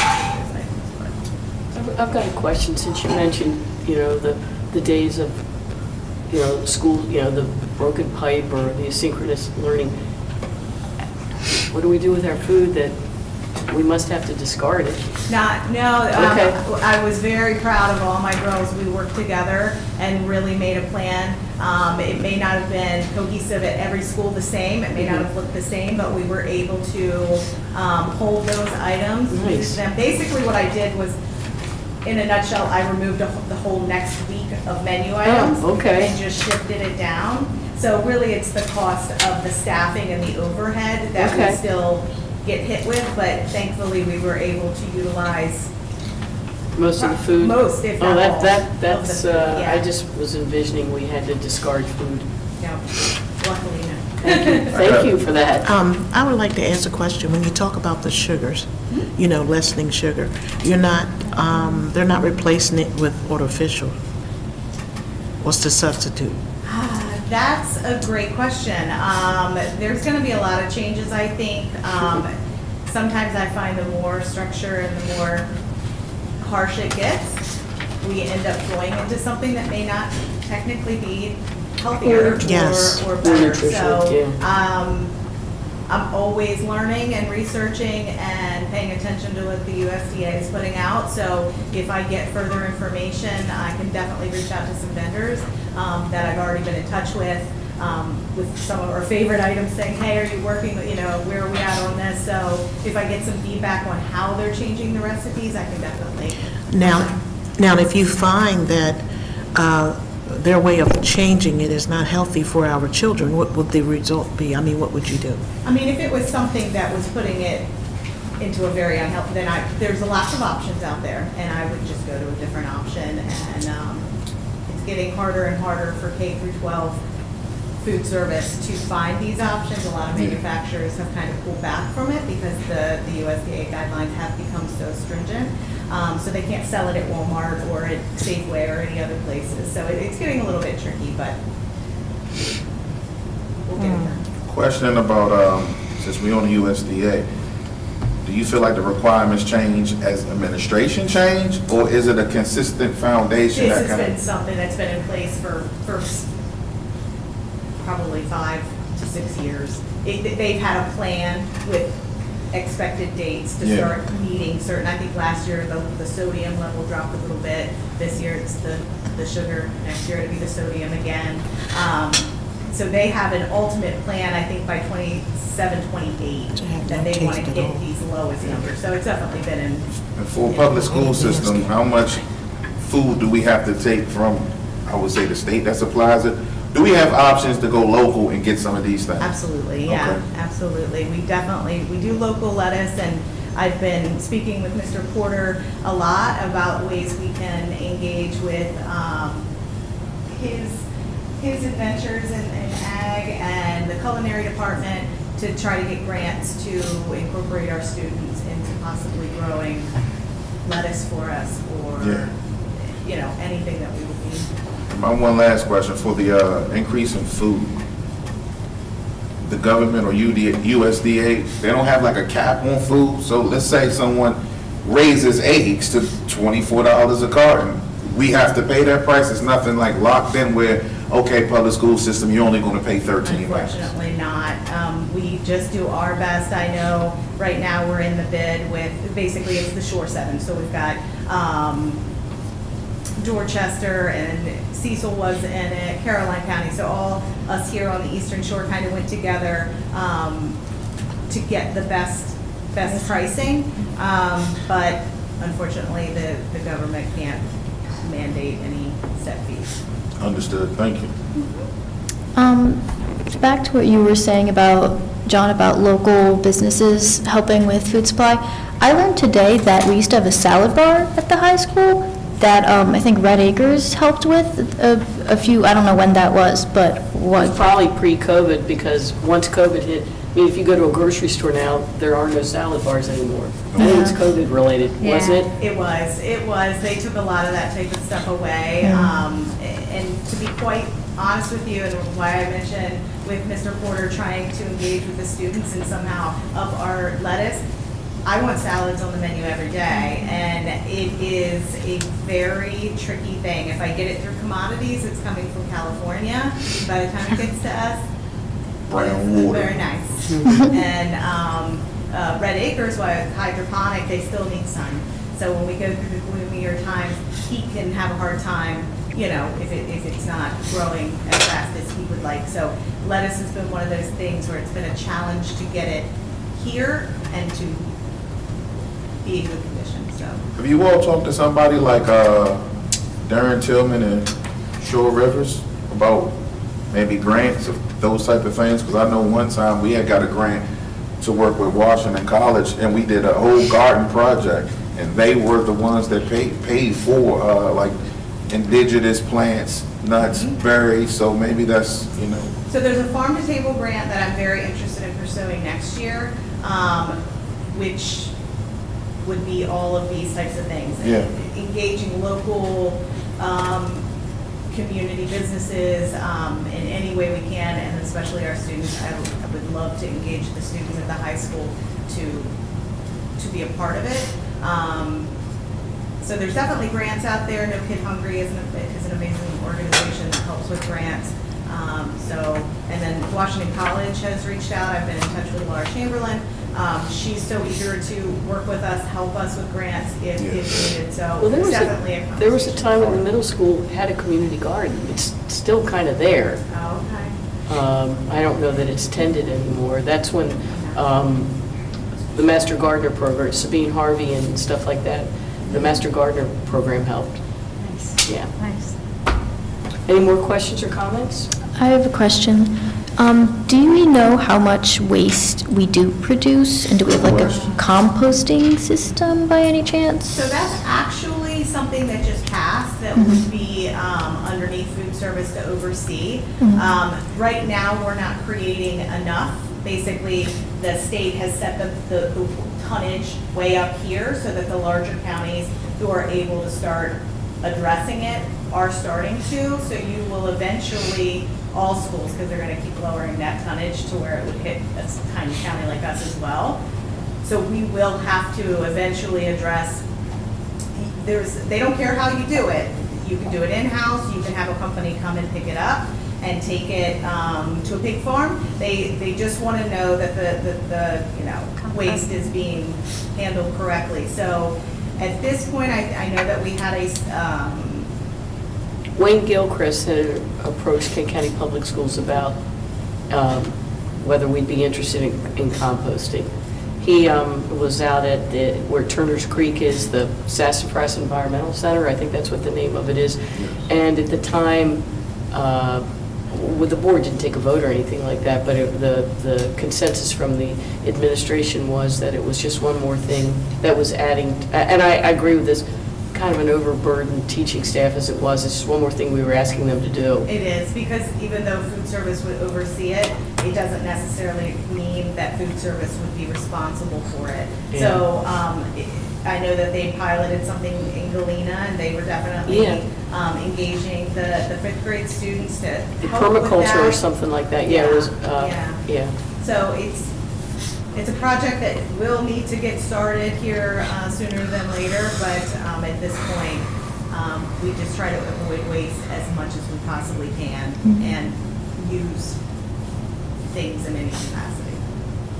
And you said that the tonnage that we don't meet it yet? I mean, we just have to wait until it... Basically, kind That's of like interesting. the USDA with the sodium, they keep lowering it, they'll keep doing that with the tonnage. Okay, got it.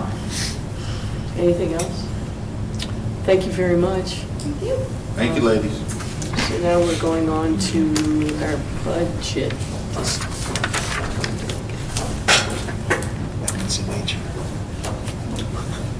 Is that you, Dr. McComas? It is, it is. It's your favorite hour of this evening's programming. So, away we go. So this evening, ladies and gentlemen, we are here to begin outlining some of the preliminary projections for our budget for July 1st, or fiscal year 26, and identifying what are our budget systems and structures, what are the technical processes we'll work through, and then what is our projected revenue at this time. And of course, we already began talking about our needs. I've got the clicker. So, first we know in August, the state announced that it was some funding constraints were going to be in the forecast. And I'm proud to say, as we already discussed, we as Kent County were already talking to our community members about our priorities, regardless of what was happening at the state. And in fact, I felt like we were a little in front of it. And I know that you are seeking ways as board members to make sure that we are wise with our taxpayer dollars, ensuring that our students get the best education we can provide them, and that it is our intention to provide them an excellent education, regardless of what resources we have or have not, to ensure that they are successful both personally and professionally. And then ultimately, again, it's how do we make wise use of our funds, most importantly of all the things, to advance achievement.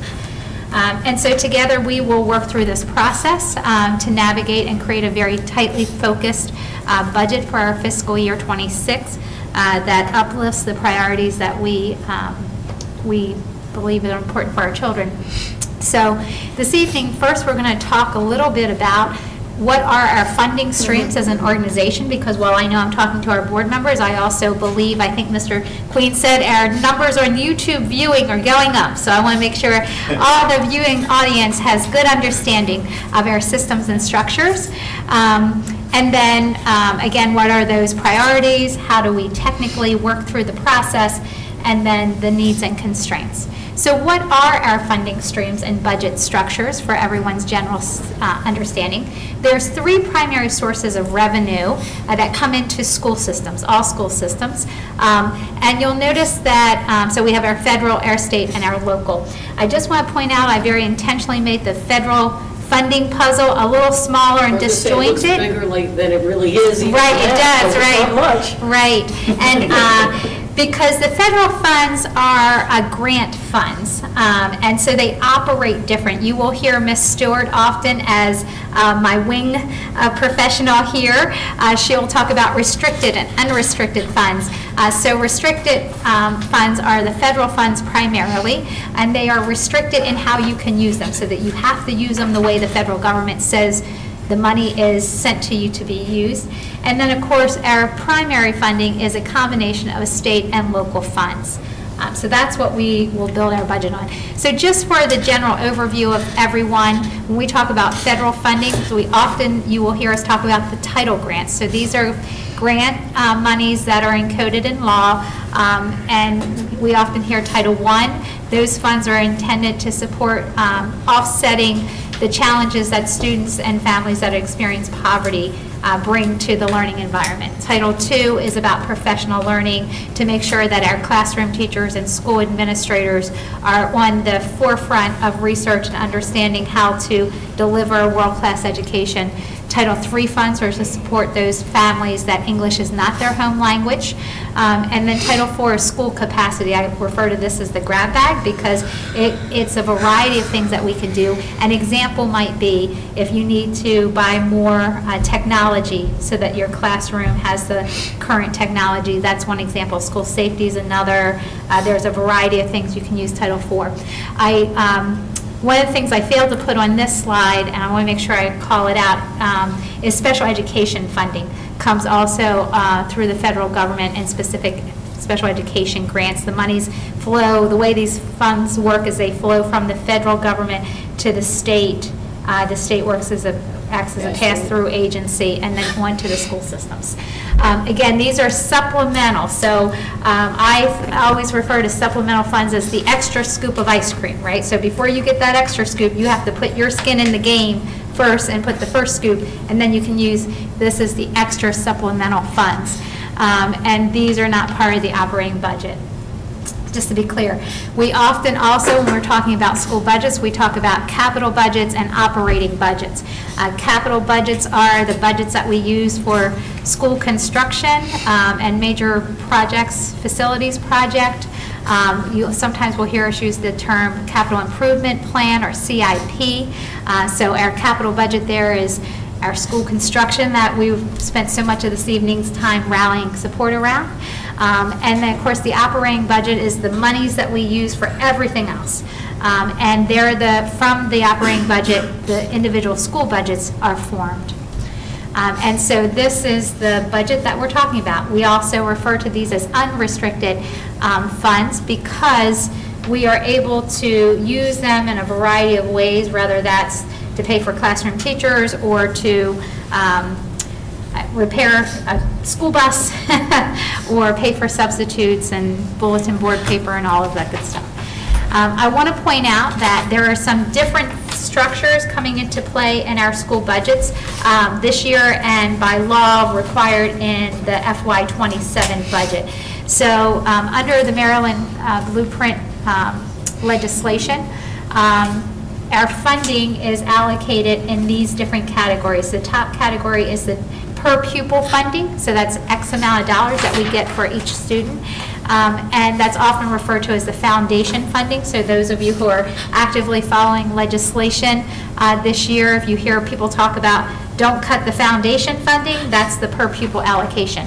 You also have these weighted categories, so there are extra monies that you get for different categories of students. So for example, we get extra funds for pre-K programming, extra funds for students that are multilingual learners, and so on. And then there's program funds. So we are very familiar here in Kent County with our concentration of poverty funds, and you'll see there that you get a per pupil amount, and then you also get a personnel grant under program aid. So what does that mean? And I've taken these directly from the state website because I think they're a perfect illustration. If I'm the principal of Happy Hills Elementary School, and I have the next 3 students in my student population, I will, for student A, I will get in my school budget $17,649 in my school budget, because this particular student, you'll notice I'll get my foundation amount, I'll get some extra money because this particular student is not English speaking as their first language. Transition supplemental instruction is really about reading support at the early grades. And then this student also qualifies for transportation support. So I'll be getting that for this student in my school budget. When we look at our next student example, you'll see this particular student receives special education services, compensatory ed services, transportation, and this student is a student whose family struggles with poverty, and so I'm going to get a per pupil allocation for concentration of poverty. And so you'll see this student is bringing $24,000 to our school budget. And then our third example here, just to make the point, you'll see this is a student who really doesn't receive any extra special services. They are doing fine without those services, and so this student is bringing $9,000 into the school budget. And so the idea behind the Blueprint funding is that we are driving the financial supports as close as possible to the students in the school budgets allocated by these categories. So again, that's something that's new and emerging in school budgets across the state as a function of legislation. All school systems are required by FY27 to organize their budgets in this way. Really? And another part of this legislation is what is referred to as minimum school funding. So the idea here, again, is the spirit is to drive the resources as close to our students in our classrooms as possible, and that 75% of funds need to be positioned and allocated within school budgets, and then, if you will, 25% conceptually is what's held in the rear to administer your entire school system. So what does that look like? I have some examples that we'll look at later.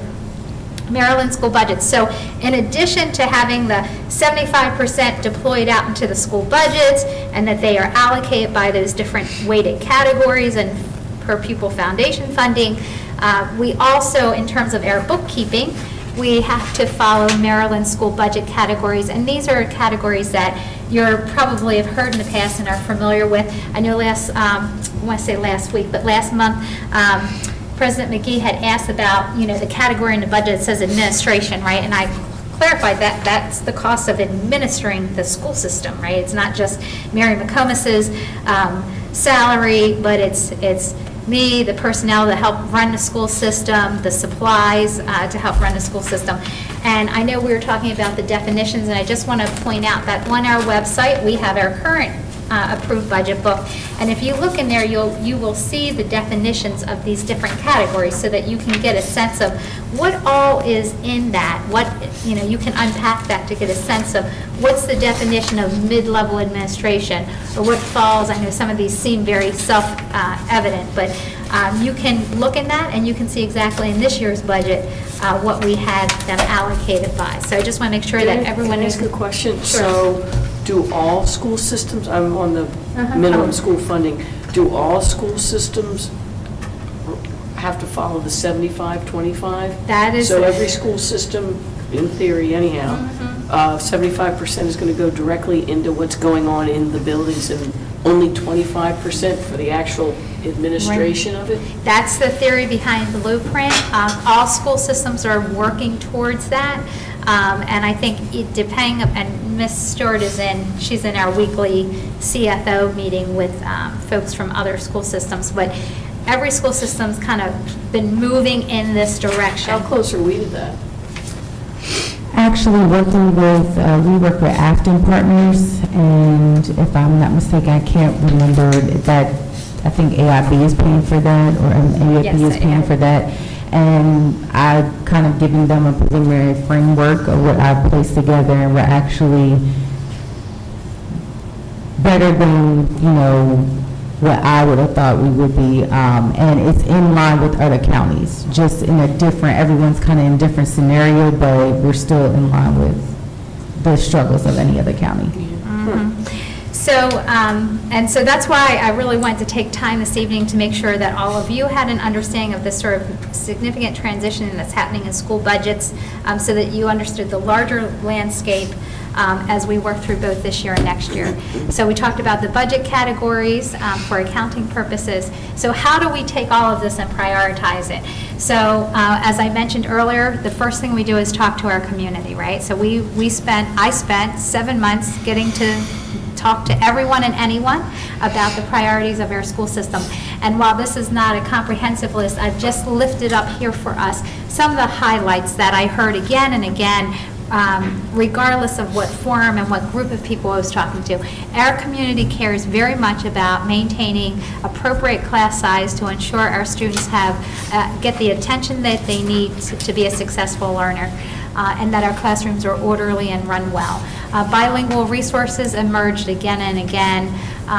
Everyone's very invested in continuing our strong Orton Gillingham investment in literacy. Fine arts resources is something I know as a board we've talked about the need to provide funding and resources to upkeep our equipment.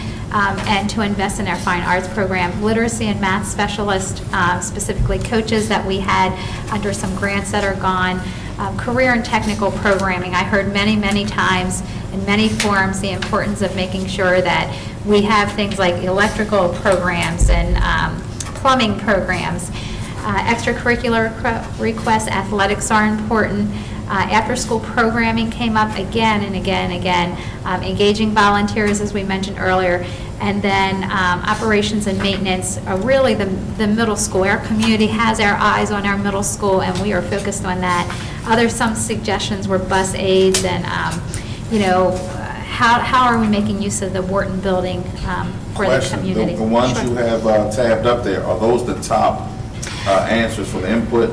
Yes, these are the ones that, again and again, that, floated to the top again and again. But we will, all of the comments are here and will be posted. So you can, there's a million one-off suggestions. And the reason I ask, because, when we do vote on the budget, counter to the point of the calendar, we can say, listen, we have input and this is what our community think our priority should be, so. Yep, exactly. And again, just to float that 500 number, we had about 500 and some people participate overall. We had 500 and some people respond to our calendar. We had 554 to our request. So 550 is our number, okay? So that's what we'll look for. So our community inputs. In addition to that, we met with each of our principals to get their list of things from their point of view of, they're leading the operations every day in their school site. And so they too, and again, these are just high levels. I will next month provide you a more detailed list from each of the schools.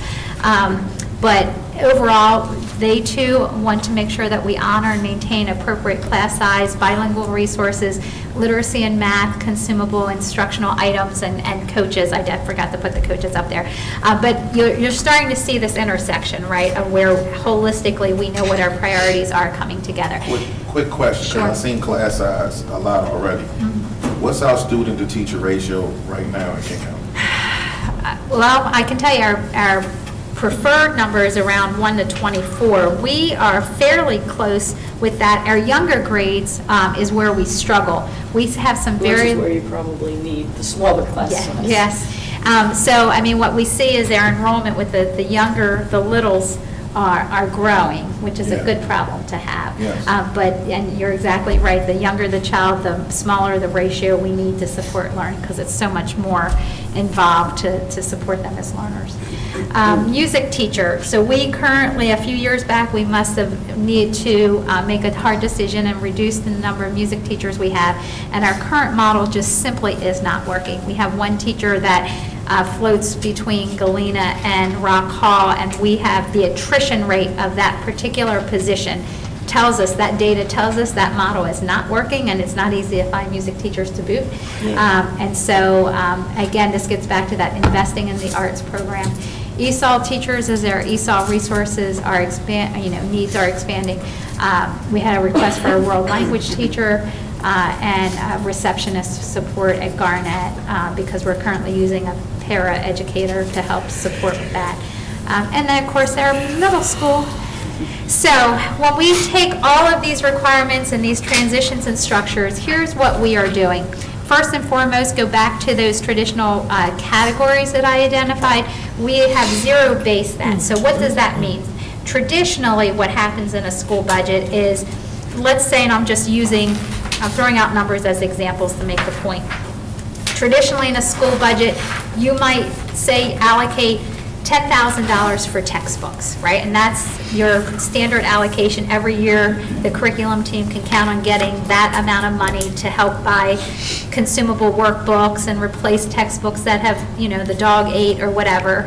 But then, are you actually using that $10,000 thoroughly every year? Maybe it's too much. Maybe you're not actually using all that. Or maybe it's too little. Maybe you really need $13,000, but you only get $10,000, right? So what we do with zero basing is we take all of those sort of traditional allocations and we bring them down to zero. And then we look at what's the actual spend over 3 years, so we get a calibration of how much money we actually need to budget to that category. So we are in the process of that. And so that essentially will create a new baseline for us with the FY26 budget. And then we add on to that the idea of having to disperse the money in the 75-25 model. And then we get in and begin to reallocate, again, based on actual trend data. So that is the technical process that Ms. Stewart and I are working through daily and weekly right now with our teams. So what are our needs and constraints? Well, we always have to start with our student data, right? We got people's input. We know what the community said. We know what our school leaders have said. What does our student data tell us? This right here is our performance on the state literacy test, the end of year state literacy test for the last 3 years. So I always look at trend data. And I want to highlight something in particular, right? If you look at grade 3, it's very exciting. And it's very exciting for a couple reasons. One, because we see the bar graphs going in the direction that we want, right? We see progress right there. But what is particularly important about this cohort of students is this particular group of children where were they 5 years ago before the pandemic hit? They were in pre-K. And so this is the first cohort of students moving through our school system that had a relatively normal introduction to literacy education. And their particular introduction to literacy education is right when we were wisely shifting to our Orton-Gillingham model.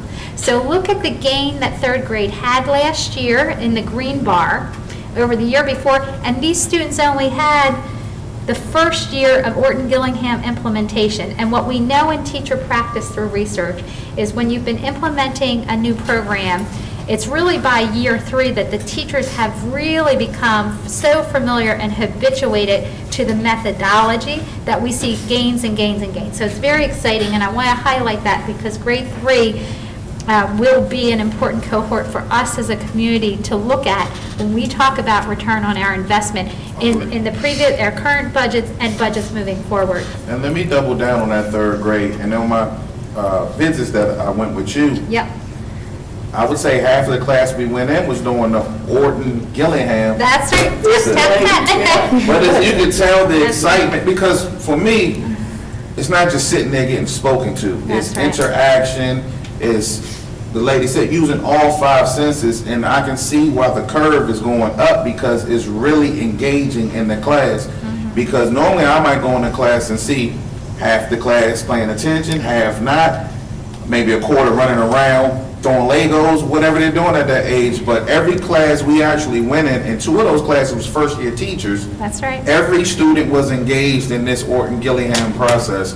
And that was one of the, I would say, more impressive things that I seen that day, because it gives me a trajectory of vision and hope for the school system Right. to see that. So thank you so much, and I know Mr. Rhodes the other month spoke about the importance of Orton-Gillingham as well, so I think I appreciate the fact that you can see the connection, right? You saw it in action, you see the impact of its data, and that's with just a single year of implementation. So here we look at our literacy achievement by student group, right? Because we can't just look at the whole, we have to tighten that microscope and say, are we serving all student groups to a high degree? And we know that we have areas of improvement. I'm proud to say that you can see that we are doing a better job with literacy with our African American students, although we still have a long way to go, right? 30%, one out of every three. We want to take that improvement as an That's- African American, I'm saying it, we want to take that improvement. That's right. Well, I agree, but I also want to honor that one out of every three African-American students being proficient is not good enough, right? We need to Agreed. get that all higher. I also want to highlight, we see here, our students with disabilities and our multilingual learners continue to lag behind in the performance that we know that we want for them.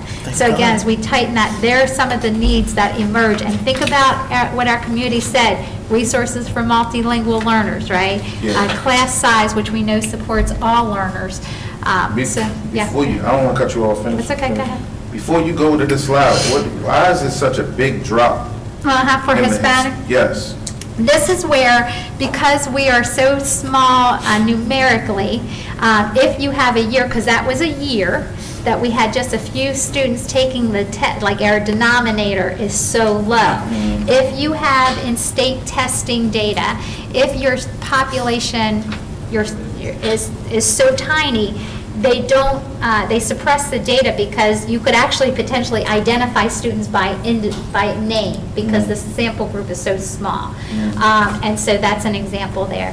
This is where, you have to always keep in mind our denominator here can sometimes make results look skewed one way or the other. I was going to say, so it's not as bad, I mean, it looks bad, but is it as bad as it looks? Right, that's a function of there just being such a small number that the data was limited. Understood. One of the factors, because we had a presentation at the CAC meeting about ESOL and Hispanic students. I think I'm correct, Ms. Giacomo might back me, correct me if I'm wrong, that we actually had money for tutors for ESOL. We couldn't find the staff for it. We had the money, but couldn't find the people for it. It's true. As we know as a nation, it's hard to find math, science, and special educators. Well, now it's hard to find all the educators. But ESOL is an even more challenging certification to find. And quite frankly, as a state, we are horribly behind investing in ESOL certification compared to, of course, our other states that are more southern and have a higher population for decades, Okay, so let's quickly look at our math data, right? So again, look at that third grade. And so this, what you see there in that third grade, is a function of reading, because our math tests today are the dreaded word problems. If you can't read, you're going to not do well on our state tests, because you have to read and reason in addition to being computationally fluent, right? Just like with the reading, you have to be fluent in your letter sounds to create words and sentences. In math, you have to be fluent computationally, but you also have to be able to read and discern through the problem and know what's the math being asked of in this scenario. So again, third grade gives us promising look at our investments so far. And again, that's the group that has really come through post-pandemic. And again, we look at our student groups and you see a very sad plateauing effect here across the board. And much of that, I would say, is also a function of our literacy skills, because again, our math tests today are word problems. It's not just can you add and subtract. It's can you read a real-world scenario, identify what's pertinent information, what is irrelevant information, and then determine what algorithm applies to that scenario. And most of the algorithms are multi-steps, okay? So we are asking very rigorous expectations of students in our math programs. Okay, so here's the big reveal. So given all this, right, our priorities, our systems, our structures, our technical processes, what are we looking at, Dr. McComas? What are we looking at? Just get to the bottom line. Here you can see our projections, and I want to thank Ms. Stewart because she has it broken out by the local share that comes from our local taxpayers. You see 6 or 8, my vision's not that great far away. The state share, and then you can see it broken down by those blueprint categories, and then down in the green box, you see it broken out further by the 75-25. Now, I do want to point out, when we talk about 75% of our budget being in school budgets, that also accounts for the teachers, right? Because our largest portion of our budget in any school system is its teaching force and personnel force. Most school systems, that averages around 80 to 84% of their budget. We here in Kent County, it's 89% of our budget are our people, right?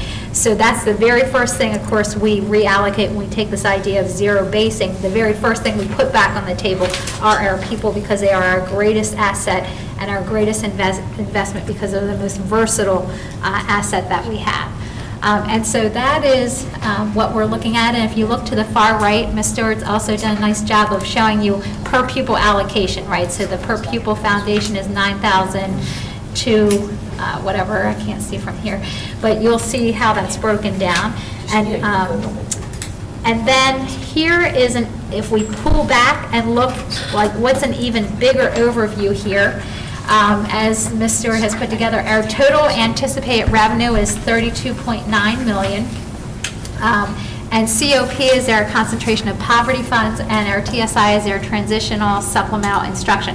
What's important to understand about COP and TSI is that while they are part of our operating budget, these particular characters operate like restricted funds. So we can only use them for what they are designated for. Although they come in as revenue, we don't have the capacity to, move them around and use those resources in any other way other than for what they're intended.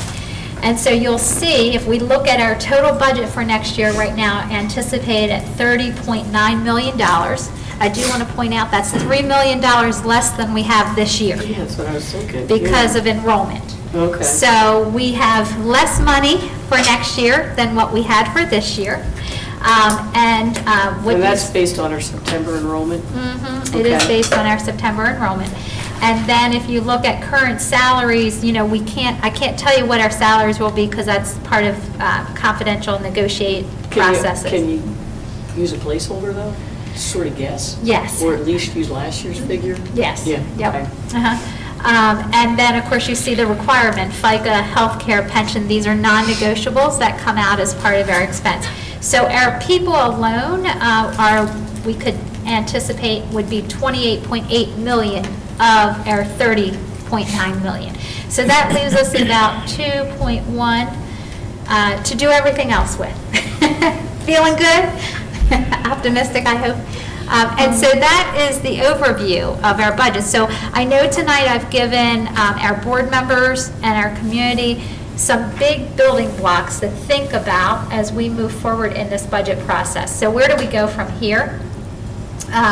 We know in 2 weeks we will be back here in our budget work session, and I will be providing the board a more like line item list from our school leaders, so we can begin having some of those drill down conversations around yes, no, is that possible?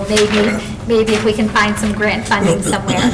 And then, in the meantime, we will continue to monitor the legislation process in Annapolis, not just for our own middle school construction funding request, but for all the legislation that's going on to see what passes and how that might alter requirements or funding revenue. And then, of course, we know in March we have more budget discussions. So that concludes the preliminary budget. At the February 24th work session, will you share with us the principles, sort of? Yes. Okay. Yep, I will have for you, like a line item type thing. Yeah, thanks. You're welcome. Dr. McComas, I have some little questions about everything, but am I going to that meeting, and should I save my questions for that meeting? If you've got some general ones now, I'm happy to field them. Okay. Or you can have more questions then, too. Okay. Am I allowed to go to that meeting? Yeah. Yeah, it's I am, okay. it's a regular. It's a public, okay. Oh, yeah.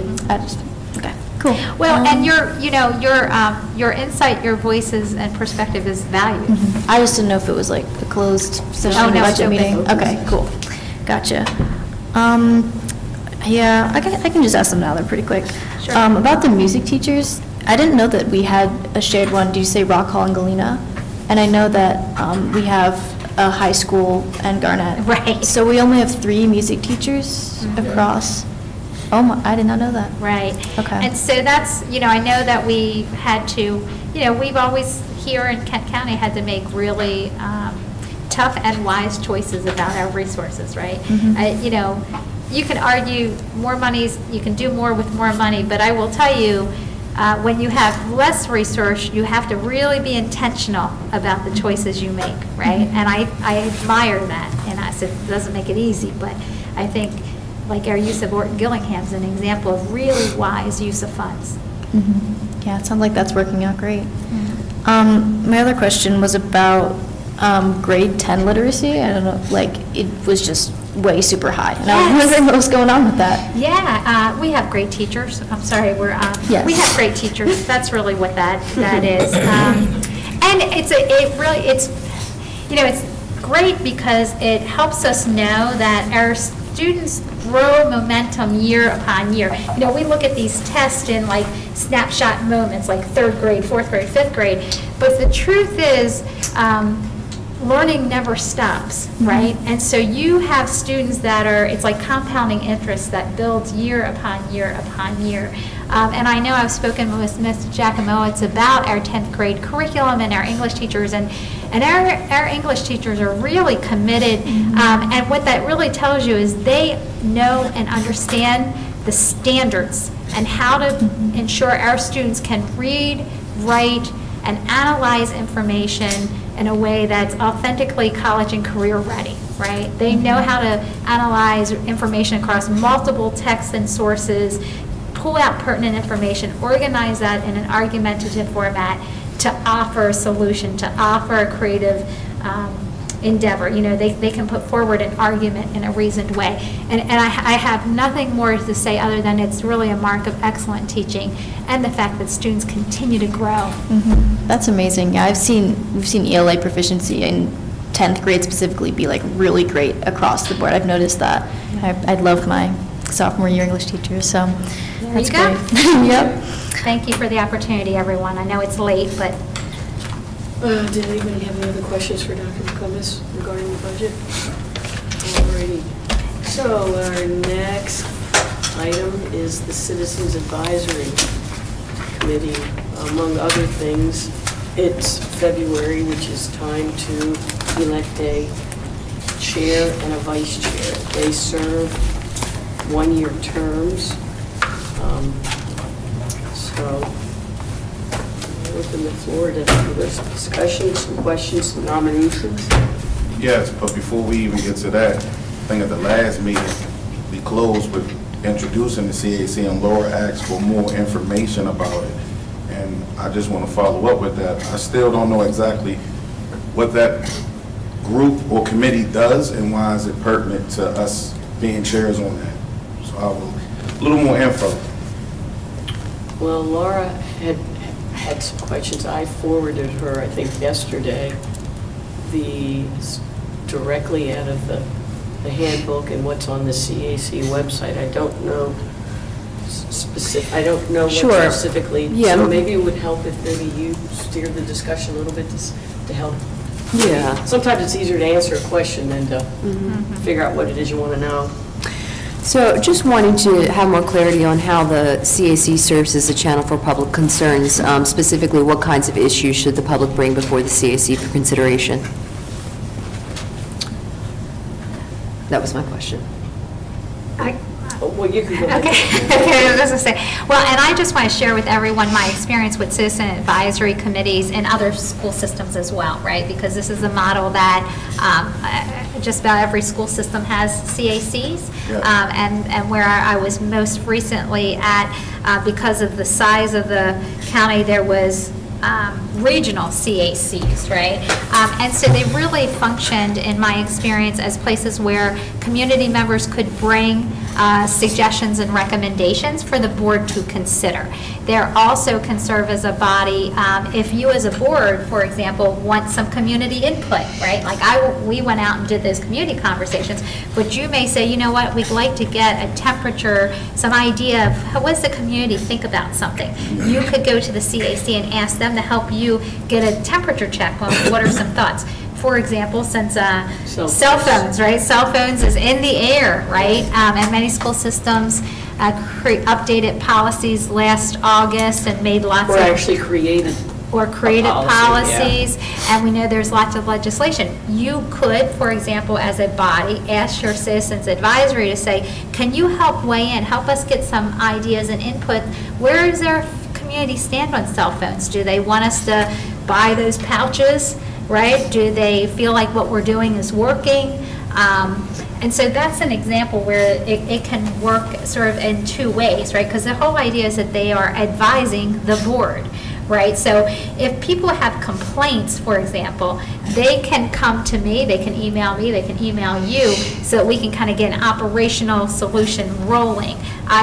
Keep in mind that the Citizens Advisor is really to help advise our board around large policy kind of thinking is what I would offer from experiences I've had in other places. So thank you for giving me the opportunity. And the members that I see for each school representing the committee members, are they getting their questions and their information or input directly from the community? Well, the idea is, look, a couple of things, if I understand it correctly, because I'm looking over at Mr. DeVillio, because we have talked about this over and over again. Matter of fact, the last two Citizens Advisory Committee meetings, we've had robust discussions about what exactly you guys are and what you're supposed to do. So it's a 13-member board, Right. okay? Each of the 5 schools has 2 representatives, okay? There's a student member, and then there are 2 board members who Board serve as the chairs, chair yeah. and the vice chair. Yes. So that's an opportunity if there is a concern from somebody at the school you're representing, that they can come to you, okay? You don't, let's pretend you're on the committee, let's pretend you're just regular John Q. citizen here. And it's not a guarantee that that's going to be an issue that the CAC will discuss. The chair of the CAC and the superintendent are the ones that put the agenda together at every meeting, because there are some things that Dr. McComas, and I don't mean this sarcastically, but the superintendent knows all. She knows whether that's a topic that is pertainable to the CAC, or if that's personnel, if that's an operational matter. Right. There are other ways for citizens to have their concerns. I mean, if you're a parent, your concern follows the organizational chart. You go to the teacher, the principal, you don't jump all the way to the top.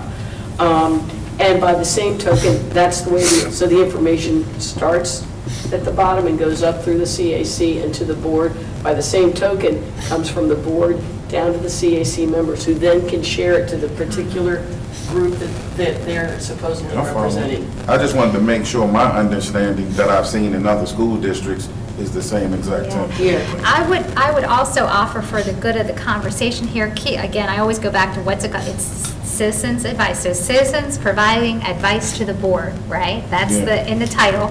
And what actions does the board take? Well, the board takes actions around budget. They take actions around policy and actions around hiring a superintendent. So thank you, you did that last year, good job, right? So you get a reprieve, you got 36 months before you got to decide what you're going to do about that action. But you've got 2 other major things, budget and policy. So what is it the board needs to hear the citizens' advice on? Those 2 areas. So that's another thing when we talk about what does the CAC do, what's its function. Well, it needs to function in giving advice from citizens to the board on the 2 areas the board needs advice on, which is budget and policy. Now, I tried my best to go out and do that legwork for us with the budget, right? So, I mean, not that you can't ask the CAC to do more, because more input, we like more input, right? But I tried to do a yeoman's work on that for this budget cycle, and we'll do for future ones as well. So perhaps it's policy. Mr. Rick? I'd like to say one thing. 2 years before I even got on this board, I used to go to those meetings, and not many people showed up from the community. I mean, I went to every single meeting, and quite frankly, I was One of two quite people. difficult. One of two people from the public that probably came. Yeah, and I was probably difficult because I tried to ask questions and you can't ask questions because it was just really difficult. So I went to all those meetings and I learned a lot from it. And then when we came on the board, I think, I don't know who was running the committee, but the next meeting, I sort of wanted to get involved in it and I was sort of shut out. Someone picked you and then you immediately picked Aretha. We didn't even have this discussion. So well, it doesn't make a difference. You're right. No, it I does make a felt I was difference. shut out because I asked Dr. Dr. Couch, I said, I'd like to, get involved. She goes, what, do you want to nominate yourself? I was about to But throw a bottle of water out. I just telling you, I was really upset about the whole thing. I said, the heck with it. It's a voting process though, right? It is. So he So- could have nominated Yeah. himself. So, No, but the thing is, the way I was treated. I hear what you're saying. The way I was treated, it was really disgusting. I didn't like it. I didn't want anything to do with it. So right now, all I'm going to say is, I want to nominate Retha to be the president, since she's been on here and she's worked for you. No, I want to make a motion. Well, wait a minute, we're still trying to. That's fine, but I want to make a motion to nominate Aretha We can for just it. discuss it. Okay, when we get to the point of making motions, we'll Well, make that's sure what they that did to me yours... the last time. The meeting didn't even start, and as soon as they came up to this, someone nominated you to be the president before you, no one even talked. And that's what I like, this transparency Frank, going on here. I want to make sure before we get there that we took care of Laura's concern. Yes. Yeah. I was just, the whole situation was disgusting. Hold Yes, on. so I understand you were felt Let me disrespected. Frank, what you have to stop doing, and I Don't tell me what I have to stop doing. Don't tell me what I have to stop doing. Frank, Guys, come on. So first of all, I just want to tell Frank we're not his enemies and we all are working we're together. supposed to be modeling behavior. I agree. For the public. But okay? Frank obviously feels some type of way from his past interactions, but that's not everyone here, Frank. I wasn't here, Frank. Stuart wasn't here. We have a new structure, a new board, and if you move on with grudges, sometimes, not just you, this is to anyone up here, our decision-making is going to be tainted and is going to be misconstrued, where we're going to look like we have ulterior motives, and the ultimate goal is to help our community as the educators of this county. We are leaders. We can't be bickering and yelling. That's for closed session or private conversations. We have to conduct ourselves as professionals at all times while we're sitting on this side of the table. Whatever grudge you had in the past, hey, I've heard them all. I'm with you on some of them even. You know that personally. But this is not the place to air those type of grievances out. Let's follow policy, procedure, structure, and discipline, and let's be adults. We don't have to yell, Frank. We don't have to.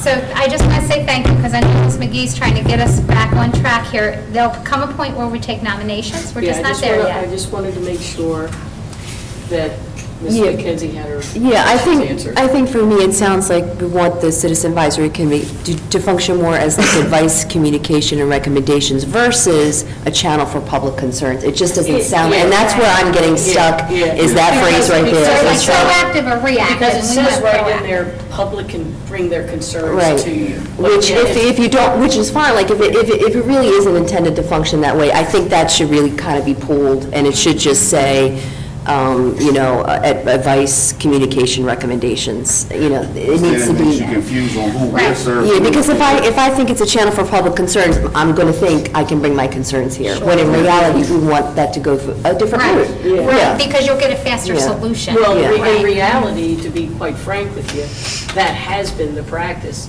Very rarely, I'm going to be snarky for a second. People, you know what they do with their concerns? They put it on social media, They don't go through any constructive process, or they go to their principal. So, Yeah, so I appreciate your point. I think it's one of those, how do we I know I'm not really part of the board, but how does our board want that committee to function for you, right? Reactively, which is like, okay, bring me all the things you're mad about, or proactively, right? Advise us on, we are thinking about these things, give us insight and advice to make wise decisions. And the truth is, many complaint things are operational things that I can investigate and address much more quickly. They may not necessarily be a policy function. And if it is something larger, then I could bring it to the board on behalf of the complaint. So I hope I was helpful in clarifying as we Yes. started And new. just to reinforce that the CAC is not a decision-making body. They have no authority other than to, they have no authority. They are a resource, actually, for the board. So would a motion then be needed to Amend. pull that so that it's no longer stating that it's a channel for public concerns? Is this on our? This is a policy. If you all want to amend this policy, that would be the prerogative of the board to do. That specific, amending the policy is not on the agenda, but you can. And we couldn't vote on it tonight anyhow. No. We need to, Yeah. we need to go through the policy amendment process where you propose changes, allow the public an opportunity to view those proposals, and then you need at least 2 months or 2, regularly scheduled board meetings for that process. I think when, the Maryland law requires that each Board of Education, each county Board of Education have at least one citizen advisory committee. And the law. And we have many, to be honest with you, but a lot of them are tasked with specific Right. things. The law says to advise the board, and I think maybe this language, channel for public concerns, was there before, not so much to say, bring your complaints here, but to say, the public might be concerned about cell phones, for instance, rather than specific concerns that they're looking for solutions for. So I think that might have been. And I've spoken to this before, but when the CAC policy existed for a very long time. It was kind of dormant. And a couple years ago, it was, I don't know what the date is, but a couple years ago, a parent, a community member who also was a parent, wanted to see it relaunched, I guess I don't know what the better word was. So we sat through many, many meetings about this. We probably took the skeleton of the original, which however old it was. Yeah. And I bet we discussed it 4 or 5 times, and we kept sending Dr. Couch back to the drawing board to amend it, to get it to sort of tweak where we thought, and of course, we're sort of relying on what past practice had been, and some of the issues that are facing school systems now in the year 2025 didn't exist even just a couple of years ago. So if I need a motion that we revisit the policy, we can certainly start that process tonight, but it's going to take understand that it's going to take a couple of meetings to do that. Are you saying that you're going to completely take the wording out, that it's a place for public concerns, or are you going to reword it? Because I still think that a lot of the people that are a part of it are also bringing public concerns. Well, I think that's... But they're not, you don't want them to think that you can come and talk about it. Yeah, well, That's the key. We're going to figure out how we want to phrase that. We're not going to figure that out tonight. That's going to be part of the because process. people on the board can talk about it, the 13 members, but I'm saying people from the public when they come in. Well, when we start the process, which isn't going to be tonight. I just didn't want to close It's it all the way 10:07, up. we still have to go back. And I to think closed this is session. an opportunity for us to start re-educating the community on our policies and committees and clearing up specific language, and educating them can help everyone understand why we have certain committees, why we have certain policies to move us forward. That's our job as Board of Ed members, to make policy to move us forward. So Laura McKenzie, is that a motion to amend that language? Yeah, I would like to make a motion to... I second that motion. Wait, we got to get exactly what the motion is. No, but we also got to get exactly what the motion is. What is it? Would it be review and amend? Yeah. Okay. To review and amend the policy for the citizens. There may be more that you want to review and amend, not just that. Oh. So you look at the entire policy, and there may be. No, I think we should look at the whole policy, not just the first sentence. Yeah. Right. What is the policy number? It's BCF. Thank you. All righty. Laura, Ms. McKenzie made the motion. Mr. Queen, are you seconding it? Yes, second. Is there any other discussion or questions? Call for the vote. Aye. Aye. Aye. Nay. Mrs. Swanson is away. Aye. Okay, gotcha. So that will become an It carries. agenda, yeah, an agenda item. All right, now to the other part of the CAC. We are looking for nominations for both a chair and a vice chair. I'll take one nomination at a time. Is there a nomination for chair of the CAC? I nominate John Queen for the chair. Is there a second? I second. Is there any other nominations or discussion? I call for the vote. All in favor? Aye. Aye. Excuse me, Ms. Dorsey? Aye. Mr. Rhodes? Aye. Okay, gotcha. Aye. All right. For the vice chair, I nominate Frank. I second that nomination. Ms. Dorsey nominated Mr. Rhodes. I second that nomination. Are there any nominations? Any other nominations? Questions, concerns, discussion? Call for the vote. All in favor? Aye. Ms. Swanson? Aye. All righty, there we go. So I will tell you that the dates for 24, 25 had already been set, okay? We were scheduled to meet on February 24th, but that turns out to be the budget hearing. So as the chair, it'll fall to you to reach out to each of the members and figure out when a new meeting will be, and also to put together an agenda, okay? Which I can support the two of you in making sure that we get all that pulled together. Yeah. Okay. We'll take care of And it. then we'll go through the process of getting the people to join. Are most of them in there now to get? No, the committee No, they're already is there. set for the rest of the year. Okay. Okay, they're all set. Because I remember last year you had a hard time getting. Yeah, we had to At the end of the postpone. year, there was So time the, to do it. the committee has met twice already for the 2024-25, so. And just to be clear, I know it was on one of the slides, but we actually engaged them the last time on Oh, yeah, we this. had a So full- we did get their advice Yeah, we on had a these full things. thing. And one quick question about it. The chairs both serve for 1 year, but how long does the committee members? Every committee member Serve. serves 2 years. When we relaunched it, some were appointed for a year and some were appointed for 2 years, so that was staggered, so that you didn't have to find 13 new people every Right, year. yeah. So every year, half the committee goes off. Is it still staggered? Yeah, All right, okay, that understood. doesn't change, Yes. okay? All righty, so we had amended our open session agenda for, at Ms. McKenzie's request, for a discussion about a policy review tracker. Sure. When John and I did the MABE orientation for new members, one of the other school board members, it was from Prince George's County, talked about this policy review tracker. And I thought, given our, one of our core values is commitment, promoting a culture of excellence and accountability.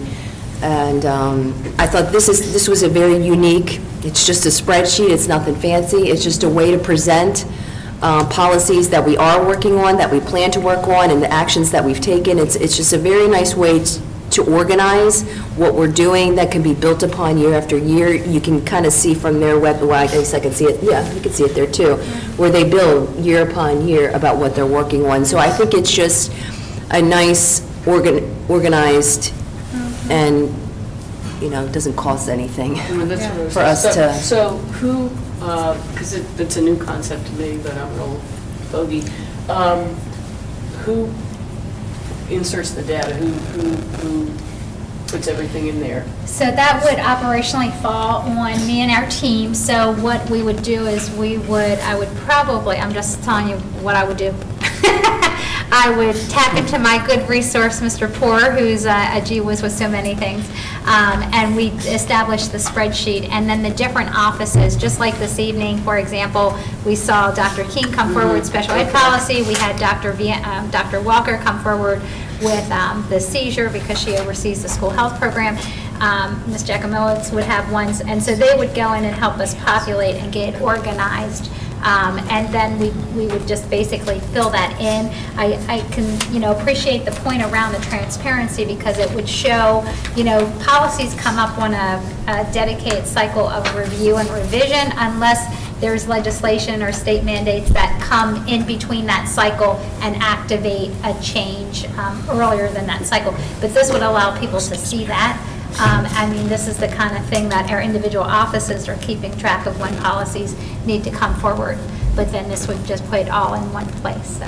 Plus, I think it would be educational and helpful to the board to know, oh my gosh, we haven't looked at that policy for this long, or da-da-da-da-da-da. Yeah. So you're basically going to take every single, that's what the goal is, take every single policy. So I want to go back a little bit. I'm not trying to get negative here.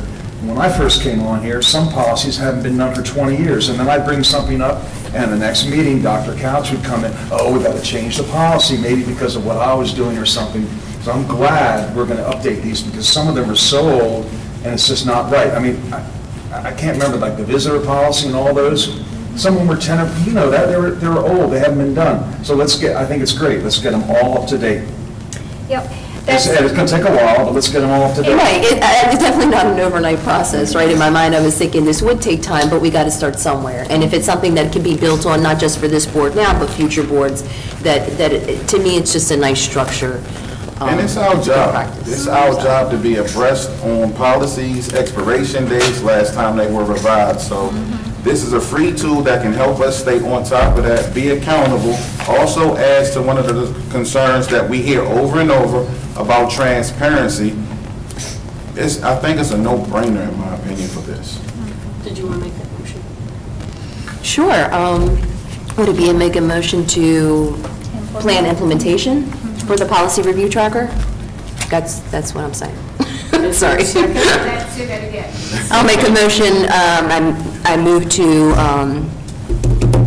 implement the policy review tracker.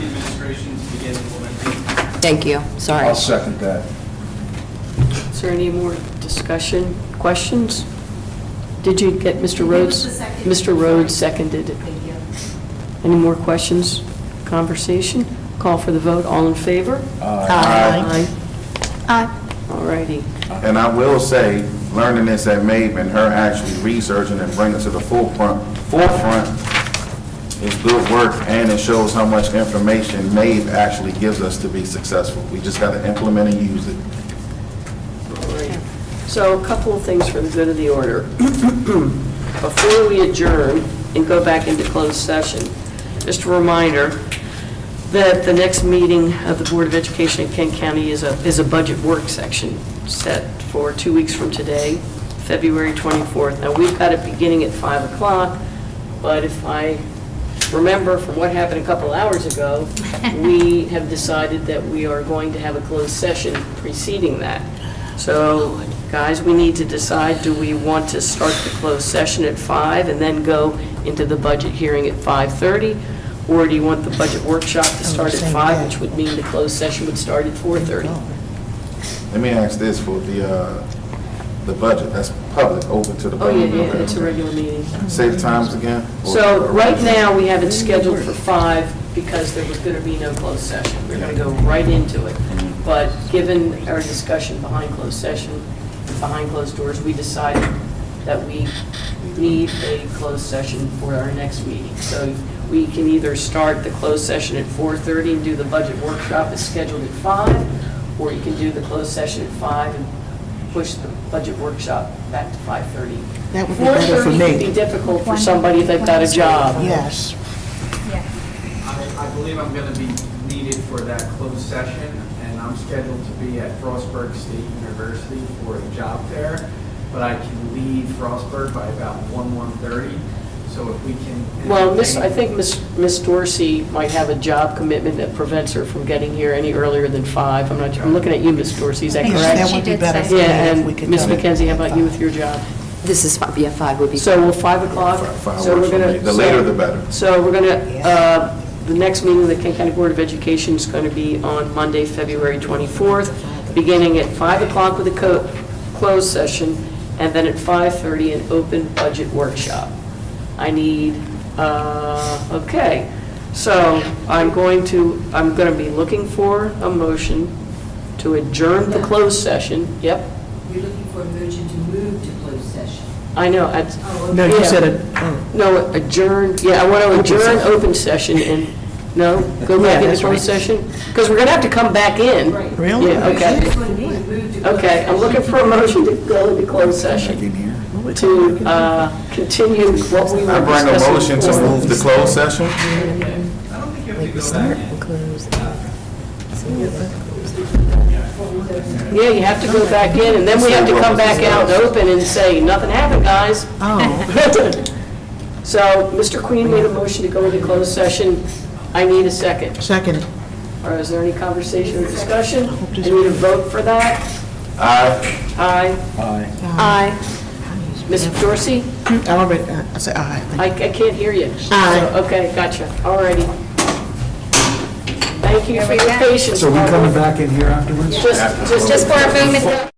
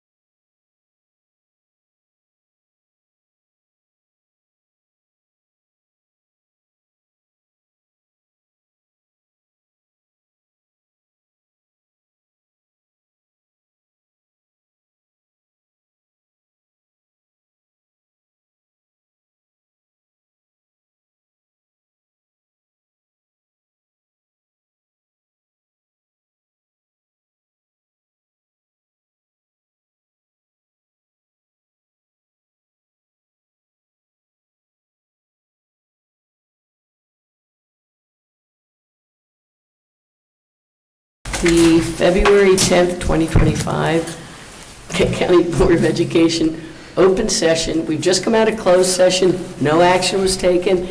I'm looking for a formal motion to adjourn. I'll make that motion. Ms. Dorsey made the motion, is there a second? I second. Mr. Queen seconded, is there any conversation, any discussion?